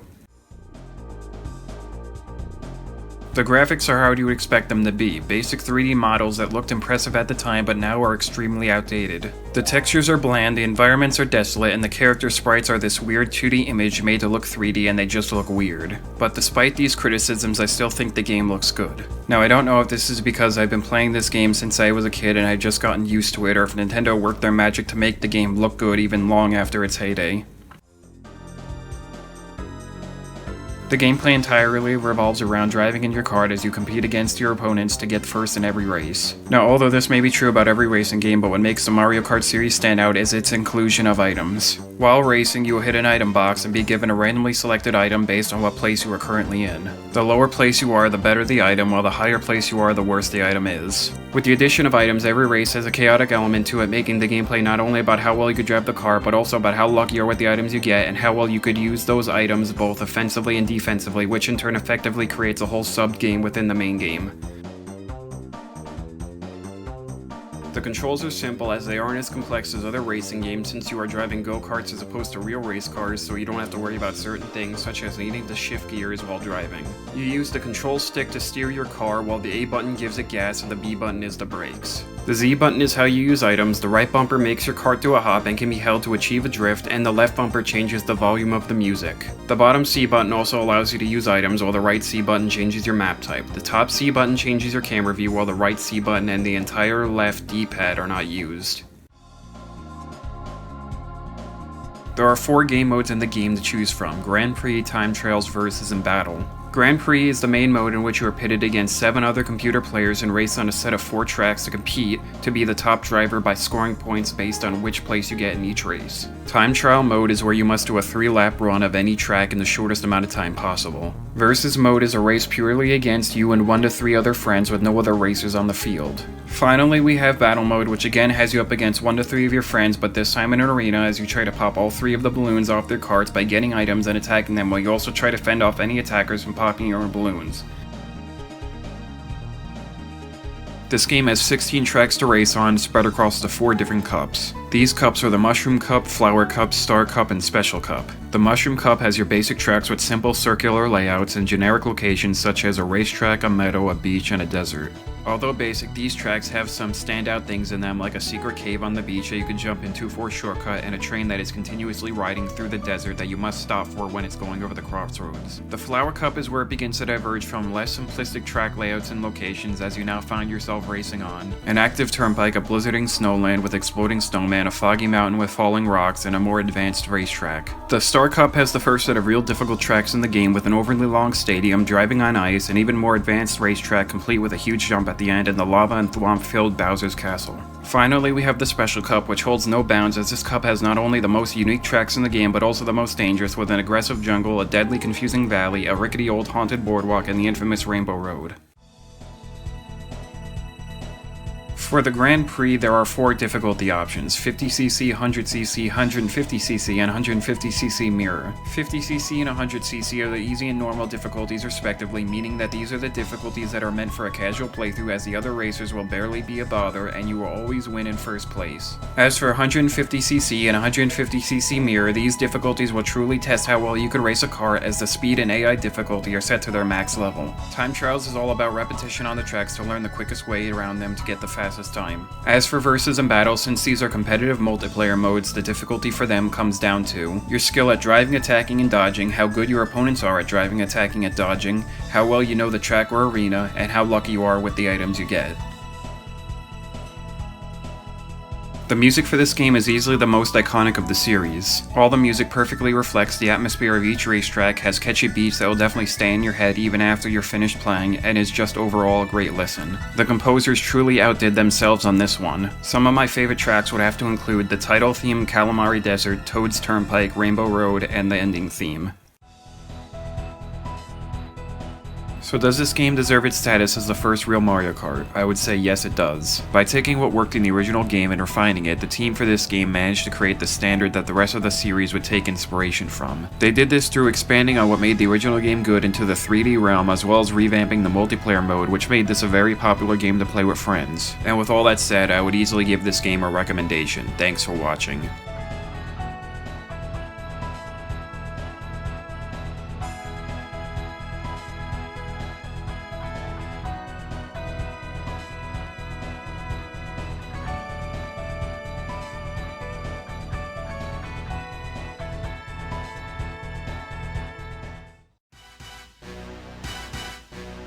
GoldenEye 007 was released on August 25th, 1997 for the Nintendo 64 and was never officially re-released onto any other platforms. GoldenEye is often well regarded as one of the best video games of all time for not only bringing the first-person shooter genre to consoles, but also having a superb single-player campaign as well as a very popular multiplayer mode. Unfortunately, it also, along with many other older games that are deemed to be the best of all time, is considered to be outdated and unplayable in the modern day. So then that brings up the question of, do I think that this game is still a masterpiece, or has time caught up to it and made it an outdated title not worth returning to or experiencing at all? Let's find out.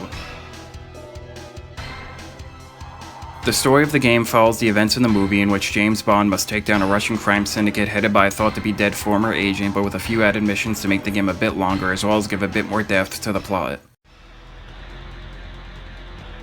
When looking past the obvious fact that N64 games and early 3D games in general graphically age like milk, I would say that the graphics for this game actually still look pretty good in all sections but one. The effects are great, from the explosions to the bullets, the textures for all the walls, grounds, and objects in the world look good, and even the weapons look as realistic as you can get for 1997. If you haven't figured out what the one section is yet, it's the character models. They are horrendously outdated, from their hands always being a clenched fist even when shooting or typing, the clothes looking like they were just plastered on, the fact that there is no proper movement animation when they are crouched, but instead the characters literally just slide across the floor, and don't even get me started on their faces. The only other complaint I have is that the game has missions that take place at night, and it is impossible to see in them unless you turn up the brightness on your TV, and I do mean your TV because unfortunately there is no in-game option to do so.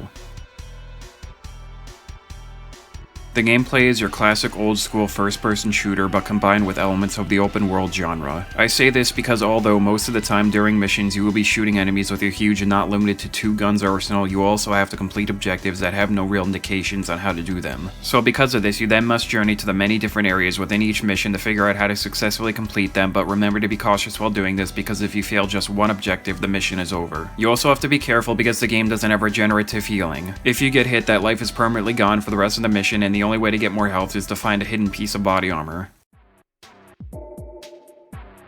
The controls are pretty stiff to say the least about this game since there is only one joystick, but luckily there are many different control layouts to choose from in the options menu. The different control styles range from being able to move with the control stick, aim with both bumpers, shoot with the Z button, change weapons with the A button, interact with objects with the B button, and look around with either the C buttons or the left D-pad, to moving with either the C buttons or left D-pad, aiming with the Z button, and firing with the A button while the B button is still used to interact with objects, swapping weapons with the bumpers, and using the control stick to look around. Personally, I play with the settings that have the movement set to the C buttons and left D-pad because it allows me to have full control on where I'm aiming at since I'm using the control stick to do so. There are 2 game modes, the campaign and the multiplayer. To reiterate what I said before about the campaign is that it will have you go through each location from the movie either stealthily in some missions or guns blazing in most others with a set of objectives to complete in each mission while a seemingly non-stop force of enemies try to stop you. During these missions you'll also acquire a large arsenal of weapons ranging from pistols to assault rifles to rocket launchers or even a laser gun. You'll also be able to use some of Bond's gadgets such as the remote detonated mines and the watch laser. In the multiplayer mode you will go up against 1 to 3 of your friends in a set of mainly deathmatch related game modes such as you only live twice, which means you only have 2 lives and the last one standing wins, the living daylights, which is basically capture the flag, the man with the golden gun, in which you must get the golden gun and get as many kills with it as possible, and finally license to kill, which sets all players to be killed after only 1 hit. You will also have the opportunity to choose what characters you play as, what guns you will be using, what map you'll play on, and even what cheats you want to play with. For the campaign, there are 4 difficulty options: Agent, Secret Agent, 00 Agent, and 007. Agent and Secret Agent are the lower difficulties that give you an easier time in the missions by removing certain objectives from needing to be completed, decreasing the accuracy, health, and damage of the enemies, and having at least 1 piece of body armor hidden in every mission. 00 Agent is the hardest difficulty with the max amount of objectives for every mission, body armor appearing only on certain missions, and the enemies being at their deadliest with pinpoint accuracy and being able to inflict massive damage. 007 difficulty is less a difficulty option, but rather a reward for completing all the missions on 00 Agent. With the 007 difficulty, you can make the game as easy or hard as you want because you are able to control the health, damage, accuracy, and reaction speed for all enemies. For the multiplayer, the difficulty is based on many things. This includes how well you know the maps, your skill, if you can find a better weapon than everyone else, where you spawn in, your enemy's skill and knowledge of the maps, and if you or someone else has chosen to play as Oddjob. Despite the music for this game being compressed down from its original recordings, I think that this game's soundtrack is awesome, and it is still some of my favorite video game music ever. All the tracks are not only fast-paced rock that goes right along with the gameplay, it also has the feel of being operatic, like it was recorded on a huge stage, but then again, knowing Rare, that's probably how they did it. I also like how every music track seems to either have a piece of the James Bond theme integrated into them, or was created from reworking the theme. Some of my favorite tracks would have to include the title theme, Dam, Facility, Silo, Surface, Streets, Depot, and Cradle. So after all that, would I say that this game is past its prime or that it still holds up today? I would say both. Despite being dated in many ways, such as the controls and the graphics, the bottom line is that the game is still fun and that's all that matters. Yes, I do admit that this is coming from a bias of having played the game since I was a kid, but if you get used to this game, you'll find yourself agreeing with me that this game overall is still a masterpiece. So with all that said, I would easily recommend this outdated masterpiece. Thanks for watching.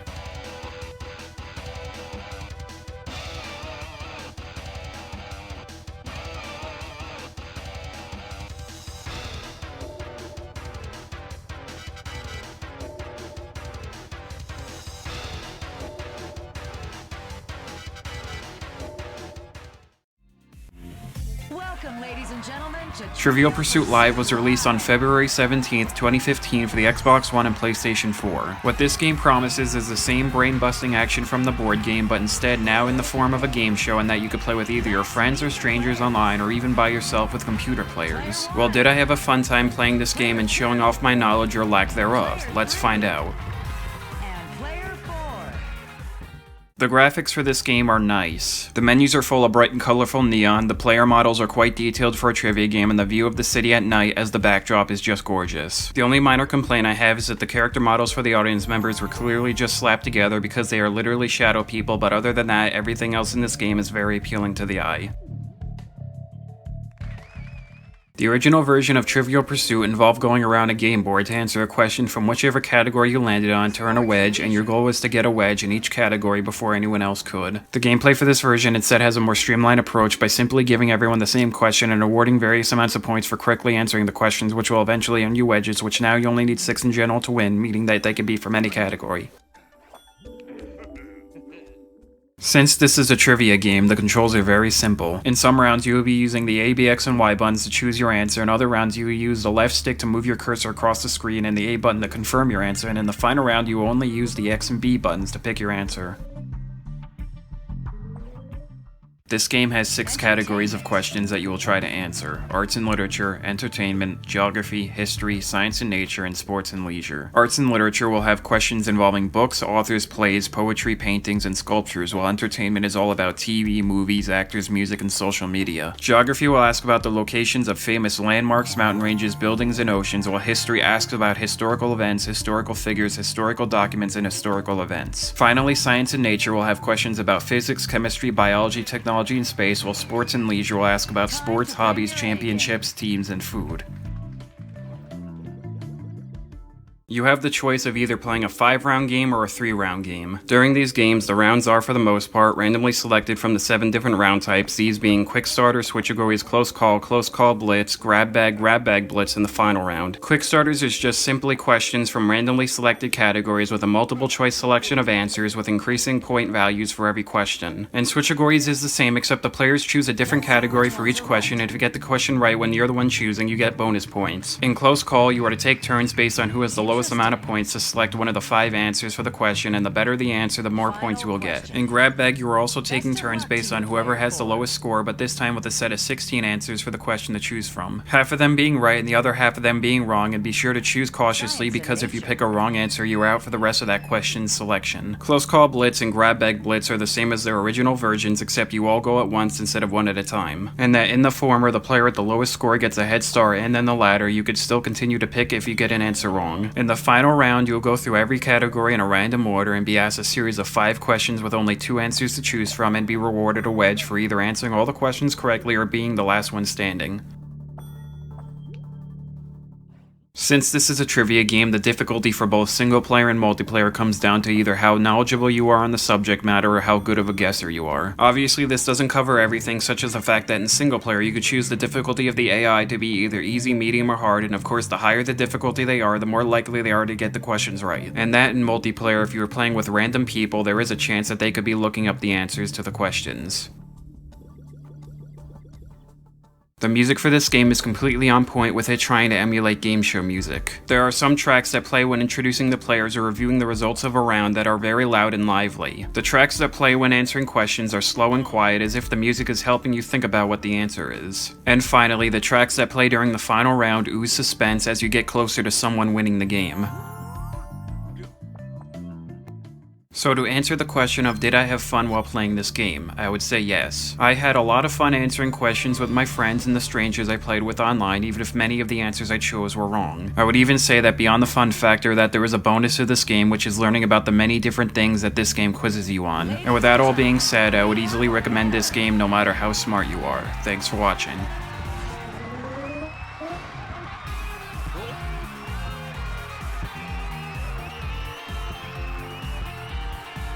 What a game! See you next time!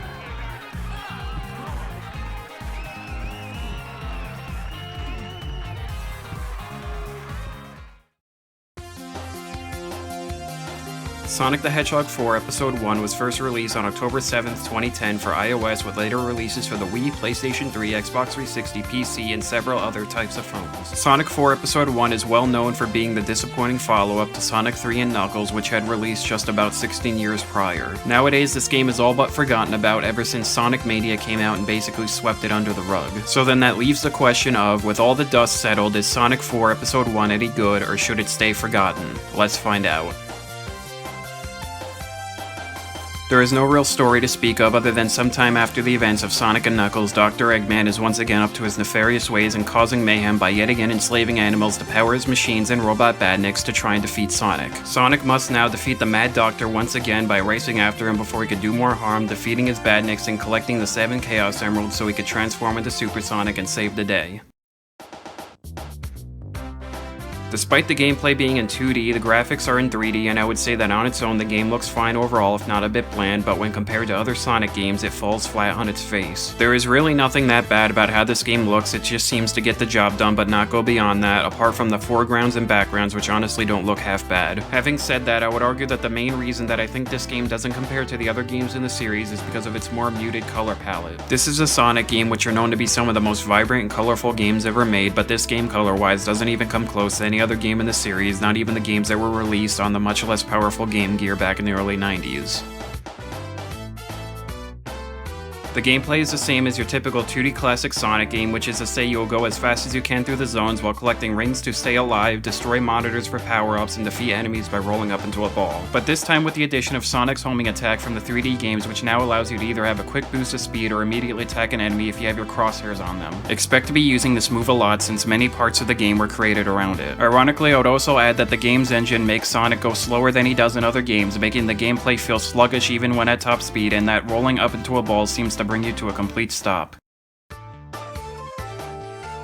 The controls are simplistic and easy enough for anyone to pick up and play. You use the left stick or D-pad to move left or right, hitting A will make you jump, and hitting A again while in the air will make Sonic do a homing attack. Holding down and pressing A will make Sonic rev up a spin dash, while holding down on its own will make the camera go down, and holding up will make the camera go up.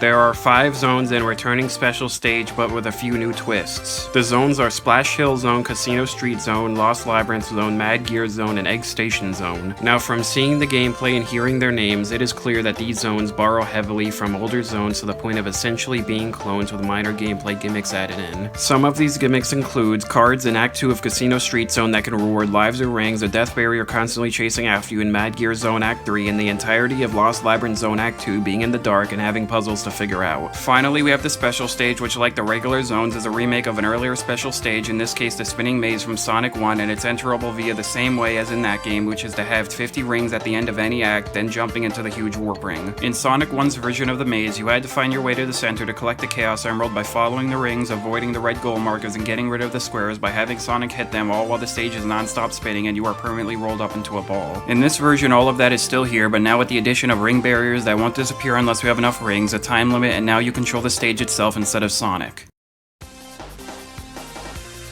I would say that the difficulty for this game overall is quite honestly unnecessarily easy. All the zones are very straightforward, there are rings aplenty, and the homing attack trivializes all enemy encounters as well as all the bosses, yes, even the final boss. But to include with all that is just the ways the game makes itself unintentionally easier. These include replaying Act 2 of Casino Street Zone to get virtually unlimited lives and using the retry option in the menu to have an infinite number of attempts in the special stages, which is a far cry from every other classic Sonic game where if you screw up and lose in a special stage, you both only have a limited amount of attempts and you cannot immediately retry the stage.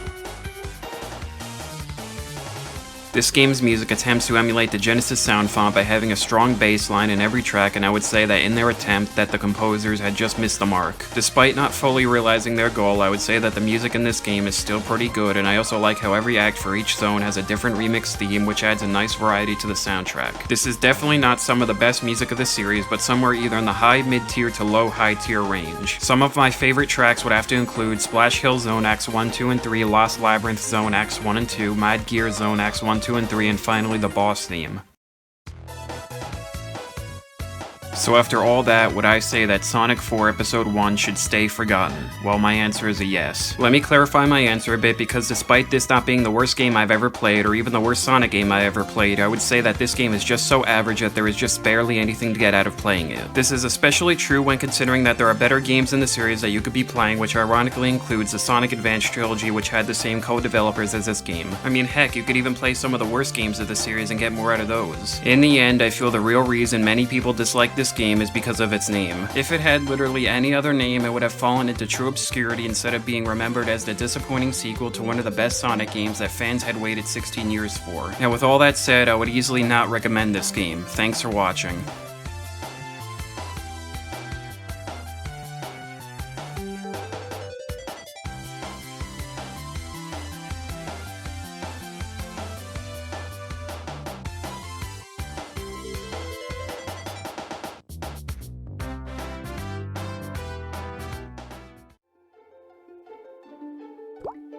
Feeding Frenzy was first released on February 11th, 2004 for PC, with later releases for Mac, Xbox, Xbox 360, and even for arcades. To my knowledge, this game is essentially a console enhancement of an old Flash game, and usually those types of games tend to be actually pretty good. So then, is Feeding Frenzy at the same level of quality as other enhanced Flash games such as Alien Hominid or Zuma? Let's find out. The graphics for this game are what I would call cartoony realism. This is because the backgrounds are drawn in 2D and look very detailed and realistic, but also have some exaggerated features. Combined with the models of the fishes being seemingly drawn in 3D to look like the real fishes they're based on, but with the addition of faces that almost make them look like cartoon characters. The gameplay entirely revolves around eating fishes smaller than you to eventually build yourself up to the next size and then be allowed to eat bigger fish. This is all portrayed via a bar at the top of the screen, and once it's filled up, you will have one on the stage that you are currently on. While doing this, you'll also have to dodge bigger fish so you don't get eaten, eat power-ups and pearls to help you grow, use your sucking ability to consume whole schools of fish, and avoid the many hazards of the sea that will affect you regardless of your size. You use the left stick or right stick to move your fish around, hitting A or left trigger will make your fish do a dash across the screen, and finally pressing either the X button or the right trigger will activate your fish's special ability. There are two game modes to choose from, Adventure Mode and Time Attack Mode. Adventure Mode is your standard fare in which you must fill up the feeding bar to complete a stage before moving on to the next one. You will also be scoring points when eating fishes by getting your frenzy meter full and in the bonus stages to gain extra lives, but don't worry if you get a game over because you can just start from the last stage you were on. Time Attack Mode is the same as Adventure Mode, except now you have unlimited lives and you must complete each stage as quickly as possible before the timer runs out. The unique thing about this mode is that the timer is universal throughout all 40 stages, which means if you have 5 seconds left after completing a stage, that 5 seconds is added to your total when you're given more time on the next stage. But be careful, because if you run out of time on just one stage, it's game over and you've got to restart from the beginning. As I previously stated, there are 40 stages in the game that take you from the shallow shores of Angel Reef to the deepest parts of the sea. Every 8 stages, the type of fish you play as will change. The earlier stages are easier with no real obstacles to avoid other than bigger fishes and many power-ups to collect, like the white and black pearls from the clams or the power-up that stuns all the enemies. Later stages are filled with many things that can kill you, such as mines, poison fishes that if eaten reverse your controls, and jellyfish that can stun you, but luckily the power-ups are still given out pretty frequently. The game overall is pretty easy. You can build yourself up to each size pretty quickly. The power-ups are quite honestly pretty overpowered. You are given extra lives every 6,000 points, so you end up with way too many, and it is just in general way too easy to not get yourself eaten by the other fishes. The only truly difficult part of the game is Time Attack Mode, simply because if you fail on one stage, you'll have to reset your run from the beginning, but even then, the game is short enough that it's not that big of a hindrance to try again.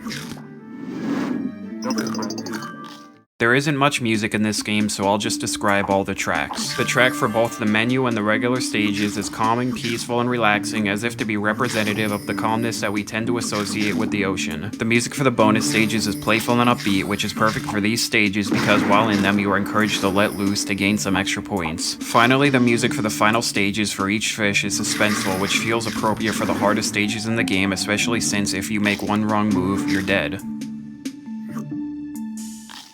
Well, to answer my question of how well this game holds up when compared to other enhanced Flash games is that it really does not hold up very well. This game doesn't go very far beyond its basic concept unlike its contemporaries. But of course, that is in comparison to other enhanced Flash games, and I would say that this game on its own, despite being very simplistic, is still a good game and a neat little time waster. And with all that said, I would recommend this game. Thanks for watching.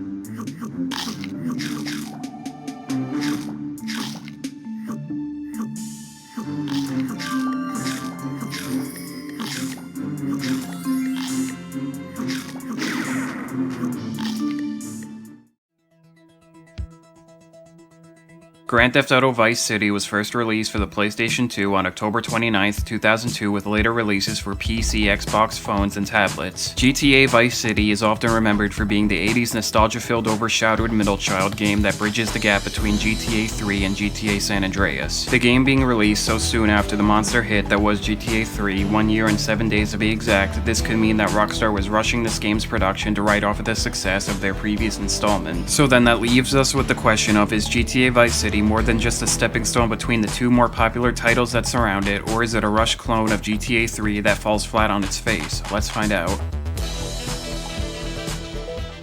The story follows Tommy Vercetti, a member of the Farrelly crime family in Liberty City who had been sent to prison after being convicted of killing 11 men. We joined him 15 years later in 1986 as he is released after serving his sentence. The current head of the Farrelly crime family, Sonny, decides that having Tommy back on the streets of Liberty would be bad for business, so he decides to kill two birds with one stone. He sends Tommy down south to the sunny palm tree-filled beaches of Vice City in order to set up a base of operations as well as get Tommy out of the city. Unfortunately, things don't go as planned as the first deal is ambushed, leaving Tommy without any money or drugs. It is now up to Tommy, with the help of the locals, to get revenge on whoever was responsible for the ambush and to build up his own criminal empire in Vice City. When people talk about the old 3D GTA games, the graphics don't tend to be a point of praise. I mean, look at this game. The polygons for the characters are so jagged that they would feel more appropriate on the N64, and the cars look more like toy cars than they do real ones. But other than that, I would say everything else looks pretty good, from the high-rise buildings and neat little details such as the little droplets of water that splash onto the screen when driving in a boat or when it's raining, to the beautiful skyline that changes based on the weather, impactful visual effects of the explosions, and the honestly very well-modeled weapons. Finally, I'd like to mention that because of where and when this game takes place, the entire graphical feel is enriched in neon and bursting full of color, which makes this game probably the most distinctive visually out of all the 3D games. Listen, you're... The gameplay entirely revolves around the open world that Vice City is. What I mean by this is that since this game basically lets you loose into the world after completing the first mission, you are then able to do whatever you want and you can play this game any way you want to. If you want to go on a rampage and kill as many civilians and cops as possible before you are taken out, you can, or if you want to do the story missions that eventually beat the game, you can do that. If you just want to cruise around the city and listen to the radio, you could also do that, or if you want to complete everything the game has to offer to get 100% completion, you could even do that because there is no wrong way to play this game.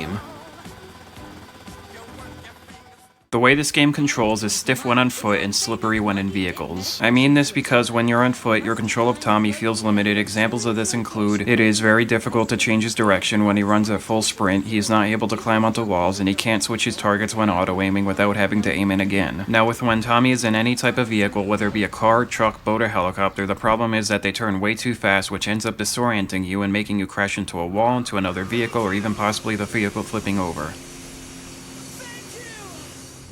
There are many types of missions that you could do in this game. These include story missions, asset missions, service vehicle missions, rampages, and many other miscellaneous missions. Story missions are your standard fare of having to complete objectives that become increasingly harder the farther you get in the story. These objectives usually tend to be kill certain people or survive in a gunfight, but they do tend to mix it up a lot, like when you must intimidate store owners by destroying all their windows in under 5 minutes, or having to fly a toy helicopter so you can drop bombs into certain spots in a building. Asset missions are what you must complete in order for a business to start generating profits, and they will either have the same structure as the story missions or something completely different, such as delivering 50 packages of ice cream to pedestrians, stealing specific types of cars to sell them, or just simply spending $300 on private dances. Service vehicle missions are essentially doing the job of whichever service vehicle you're in to gain some pretty helpful rewards, such as an increase on your max health, max armor, and even becoming completely fireproof. Rampages are where you must go well on a rampage, because you are given infinite ammo to a certain weapon and must kill a certain amount of gang members or destroy a certain amount of vehicles before you run out of time. Finally, we have the miscellaneous missions, which covers everything else in the game, such as Cone Crazy, in which you must drive through 5 checkpoints before the time runs out and without hitting any traffic cones, Pizza Delivery, which is self-explanatory, and the Hitman missions, in which you are tasked to take out targets, sometimes even in very specific ways.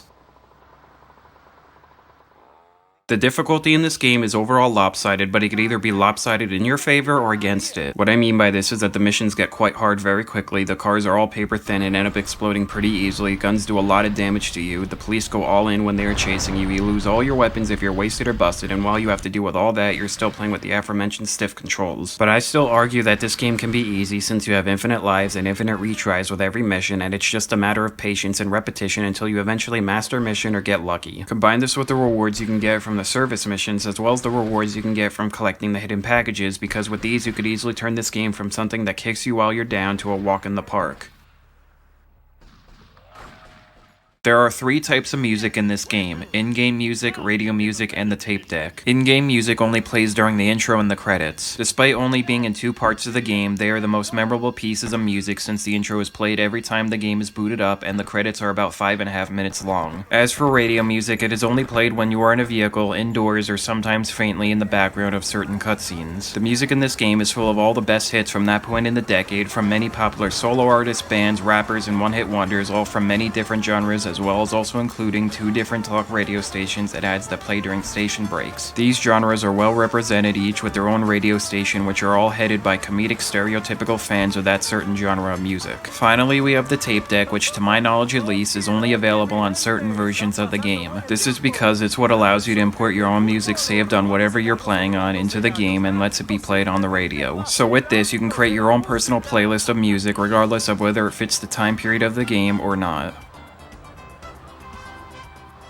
So after all that, do I think that GTA Vice City is only a mere stepping stone between GTA 3 and GTA San Andreas, or just a rush clone of GTA 3? I would definitely say no to the first question, but yes to the second. GTA Vice City stands on its own as a great game, even if it is sandwiched between 2 more popular and influential titles, not only within its own series, but also in the entirety of gaming as a whole. Now about why I think that GTA Vice City was a rush clone of GTA 3 is because it clearly was. The game's engine, movement, and graphics are all similar to this game's predecessor. The map is super small, and this game's story overall is the shortest in the entire series. But where this game falters with all that, it more than makes up for it with the world that Rockstar had created and how much more of a character it has than the series' previous installment. It has memorable characters which are all voiced by an all-star celebrity cast, awesome 80s music with great DJs and funny commercials, and bright visuals that really sell the Florida setting. Overall, I would say that it is honestly very impressive that Rockstar were able to create such a great game in only a year. And with all that said, I would easily recommend this game. Thanks for watching, and thank you to Heavenly Demon Zero for choosing this game for me to review. If you also want to have the chance to choose what game I should review, check out the Patreon link below.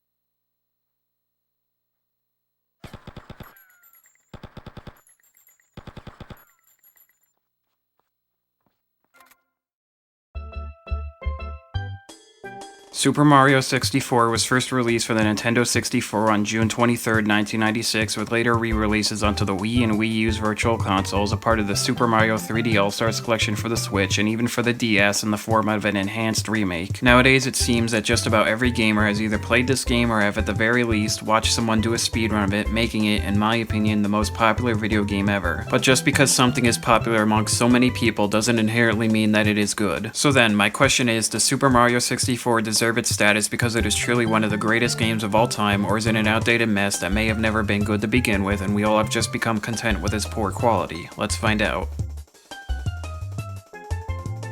After being sent an invitation by Princess Peach to her castle, Mario warp pipes his way over, only to find that the castle has been taken over by Bowser and that all the inhabitants were trapped within the walls. Mario soon learns that Bowser was able to do this by stealing all of the castle's power stars, and now in order to defeat him, Mario must journey into the many magical painting worlds and liberate them from Bowser's minions, as well as restore the power stars to the castle. For the console of the next generation and the new third dimension, this game truly was a representation of the leap forward in graphics that the Nintendo 64 was promising to be. Everything had a fully rendered body from top to bottom and left to right, the worlds looked so huge and expansive, and the environments were all so full of life. But of course, that is in the context of 1996. In the world of today, the game's graphics are the definition of dated. Everything is a basic and blocky 3D polygon, nothing is completely circular such as the Boozer snowman, all the textures are just simplistic repeating patterns, and the skyboxes look like they were just plastered on. But even with these criticisms, the game's visuals still have their own distinctive charm, and I would say that they are still pretty good looking overall. The gameplay involves you being sent into an open world with the objective of collecting one of the many stolen power stars through many different means, some of which include climbing up a mountain to defeat a boss, winning races, going into a sunken ship to recover its treasure, collecting 8 red coins scattered throughout a course, and finding secret areas within the courses. You will achieve these objectives by running, jumping, swimming, and even flying through the worlds while you explore them to figure out where the stars are and sometimes what to do to unlock them. All the while, you will also be collecting many coins, shot out of a cannon, collecting new power caps to help you out, and beating back Bowser and his minions every inch of the way. The controls for this game are very fluid and loose, which is exactly how you would want a game like this to control. You could have Mario run in a full 360 degrees, instantly turn him into any direction you want, and have him jump with no delay. This is honestly very impressive considering this game being the first of its kind that Nintendo had made. But that's not to say that everything controls great, because there is one major hindrance that you will have when playing, especially if you are coming back to this game after playing later titles in the series. This hindrance being the camera system. Since the Nintendo 64 controller only has one joystick, that means the camera is controlled by the C button, meaning you don't have full 360 degrees control of the camera, but rather a stiff 90 degrees control, and that will take a bit of getting used to when playing. There are 15 main courses along with many hidden courses known as the Castle's Secret Stars. Some of the main courses are the types of worlds you would expect from a Mario game, since they include Battlefeild, which has your classic grassy meadows and basic Goomba enemies, 2 different snow-filled wonderlands with killer snowmen and giant penguins, and a haunted house filled to the brim with booze. But the majority of the other courses are completely new and even unique to this game, such as a world within a clock that every platform moves at a different speed depending on when you entered, a world full of stone structures that has switches that changes the water level, and a world that half of which is tiny and the other half is huge. Now as for the secret courses, they are a grab bag of completely different types of worlds, like a huge slide, an aquarium, or a sky filled with clouds that you must fly across. The game's difficulty is your general fare of starting off easy, then becoming harder the farther you get in the game. The first few courses are a breeze with easy to get stars, enemies and bosses that are no hassle to defeat, pitfalls that are very easy to jump over, and huge open areas to run around in. Later on, the game gets harder through many different ways, such as having less maneuverability as the courses make you perform tightrope acts over lava, quicksand, and in the air. The clues for the stars become much more cryptic, and the stars themselves become harder to get in general. And finally, the enemies and bosses that you'll come across are much less of a pushover than they were at the beginning of the game. I will also say not to worry about your lives, since the only punishment for losing all of them and getting a game over is just being sent back to the front of the castle. But in the end, I would say that overall, this game isn't that hard and you shouldn't have that much trouble beating it or 100%ing it. The music in this game is iconic not only when talking about Nintendo 64 games, but also when talking about all of video games as a whole. This is because the music not only perfectly encapsulates the atmosphere of the worlds that it represents to a T, but also because it manages to transcend the game into becoming a great listen on its own. My favorite tracks would have to include Peach's Castle theme, Dire Dire Dock, Snow Mountain, Slider, Metal Mario's theme, Bowser's Road, and the final boss theme. So after all that, would I say that Super Mario 64 is an outdated mess, or is it truly one of the best games of all time? I would say that I agree with the latter statement. This game had the heavy burden of having to introduce gamers to open world 3D platformers, and it could have easily have gone wrong, which would have resulted in a monumental failure on Nintendo's part. But with its fun and revolutionary explorative gameplay, legendary music, and casual atmosphere the game creates with its easy difficulty, I would say that Nintendo hit a grand slam with this game. Of course, that's not to say that everything has aged well, such as the graphics and the camera system, but those minor faults are nowhere near enough to bring this game down. And with all that said, I would easily give this game a recommendation, of course assuming you somehow haven't played it yet. Thanks for watching.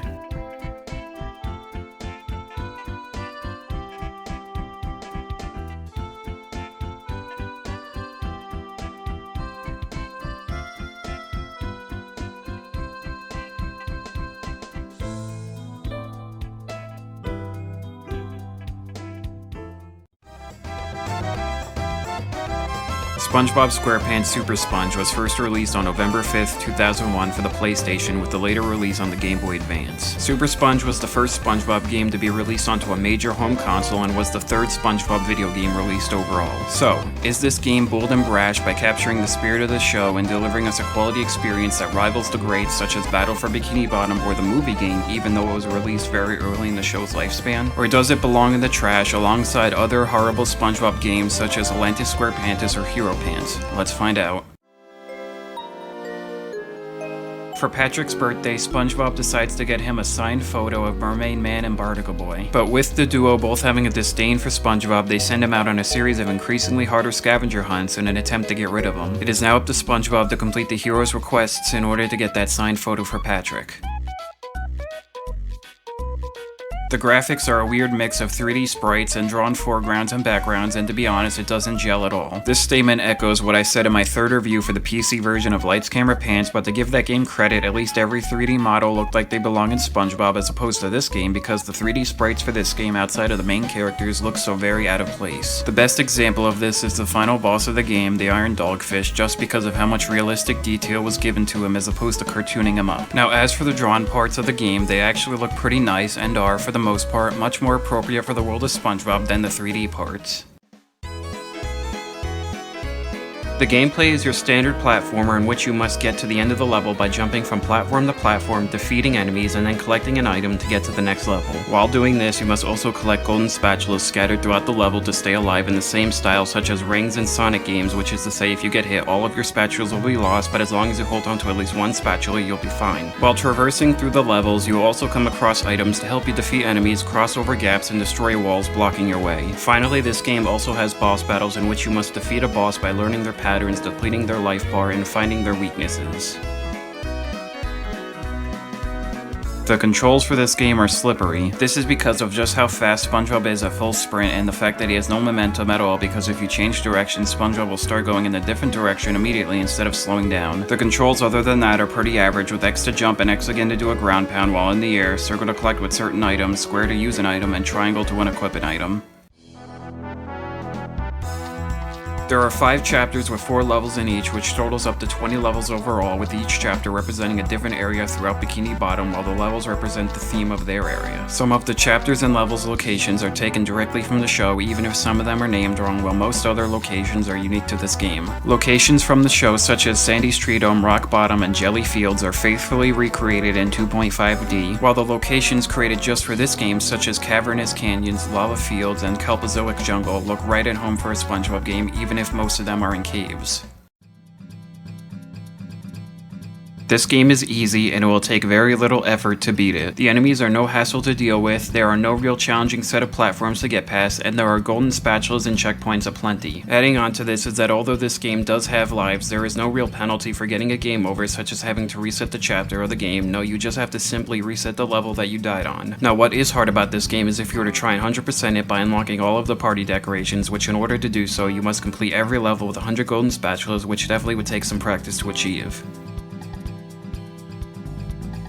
The music for this game is surprisingly quite good because it not only manages to capture the atmosphere of every level, but it also perfectly fits as music made for a SpongeBob game because all of the tracks have that distinct underwater Hawaiian sound that the show is known for. All the levels that take place in the bright and colorful areas are cheerful and upbeat, all the music for the deep and dark areas are dreary and looming, and the music for all the bosses are fast-paced and energetic. Some of my favorite tracks would have to include the cutscene music, Jelly Fields, Thermal Tunnels, Graveyard, the Flying Dutchman boss theme, and Industrial Fields. So, what would I say my opinion of this game is on the range from bold and brash to belonging in the trash? I would say that it falls right in the middle. With good music, alright graphics, slippery but manageable controls, and average gameplay, this game overall totals up to an average experience. There is nothing about this game that stands out when compared to other 2D side-scrolling SpongeBob games, and trust me, there is a lot of them, so it very easily falls into the mix and into obscurity. And for that reason, I would not recommend this game. Thanks for watching.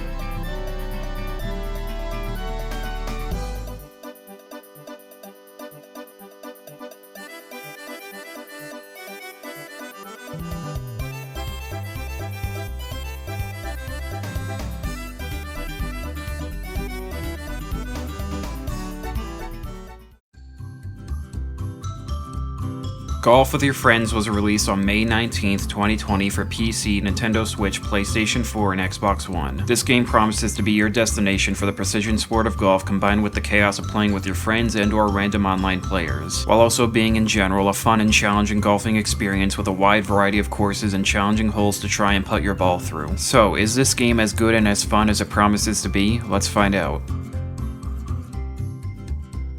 The graphics for this game are fine, if not a bit basic. All of the courses are bright and colorful, which is nice, and everything is very well modeled, but beyond that, all the objects, buildings, and scenery within the courses are just kinda boring and nothing really stands out.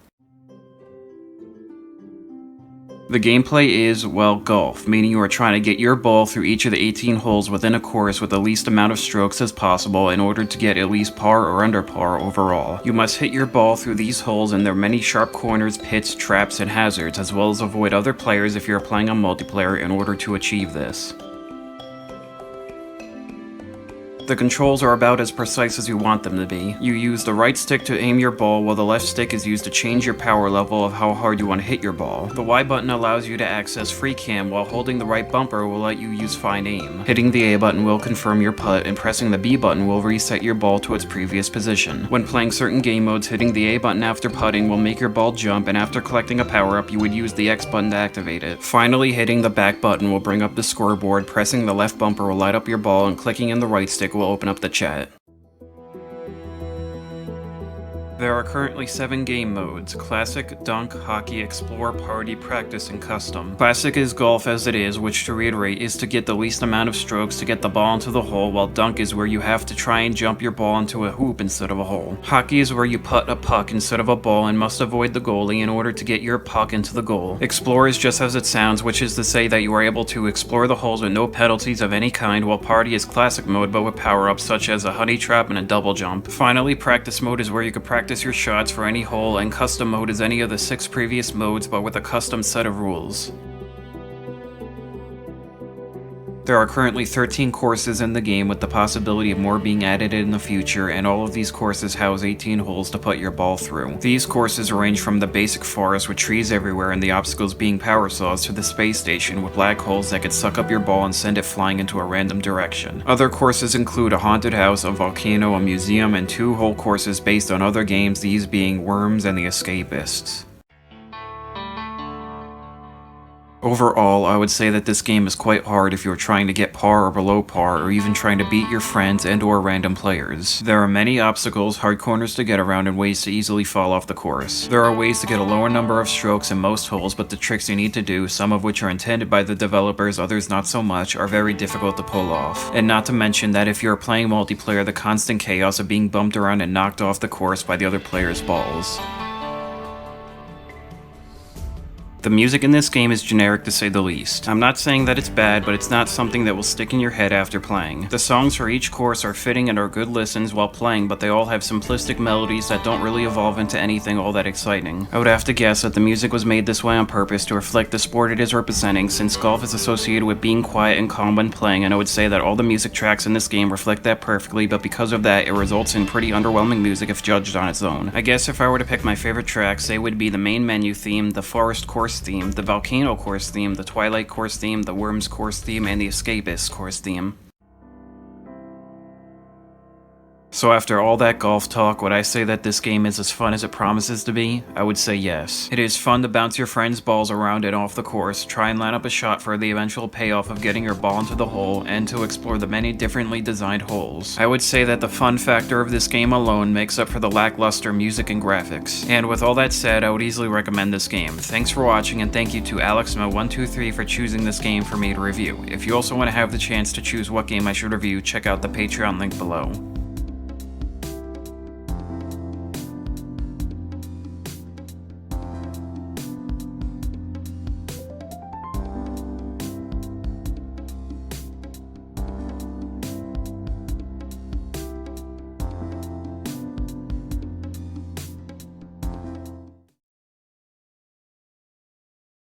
And that's that. I hope you enjoyed this romp through my first 30 reviews. I'd originally thought this video would be, if at most, an hour, but boy was I wrong. Anyway, before I go, I'd like to finish off this marathon by saying thank you for watching and to expect more reviews and hopefully something different in the future.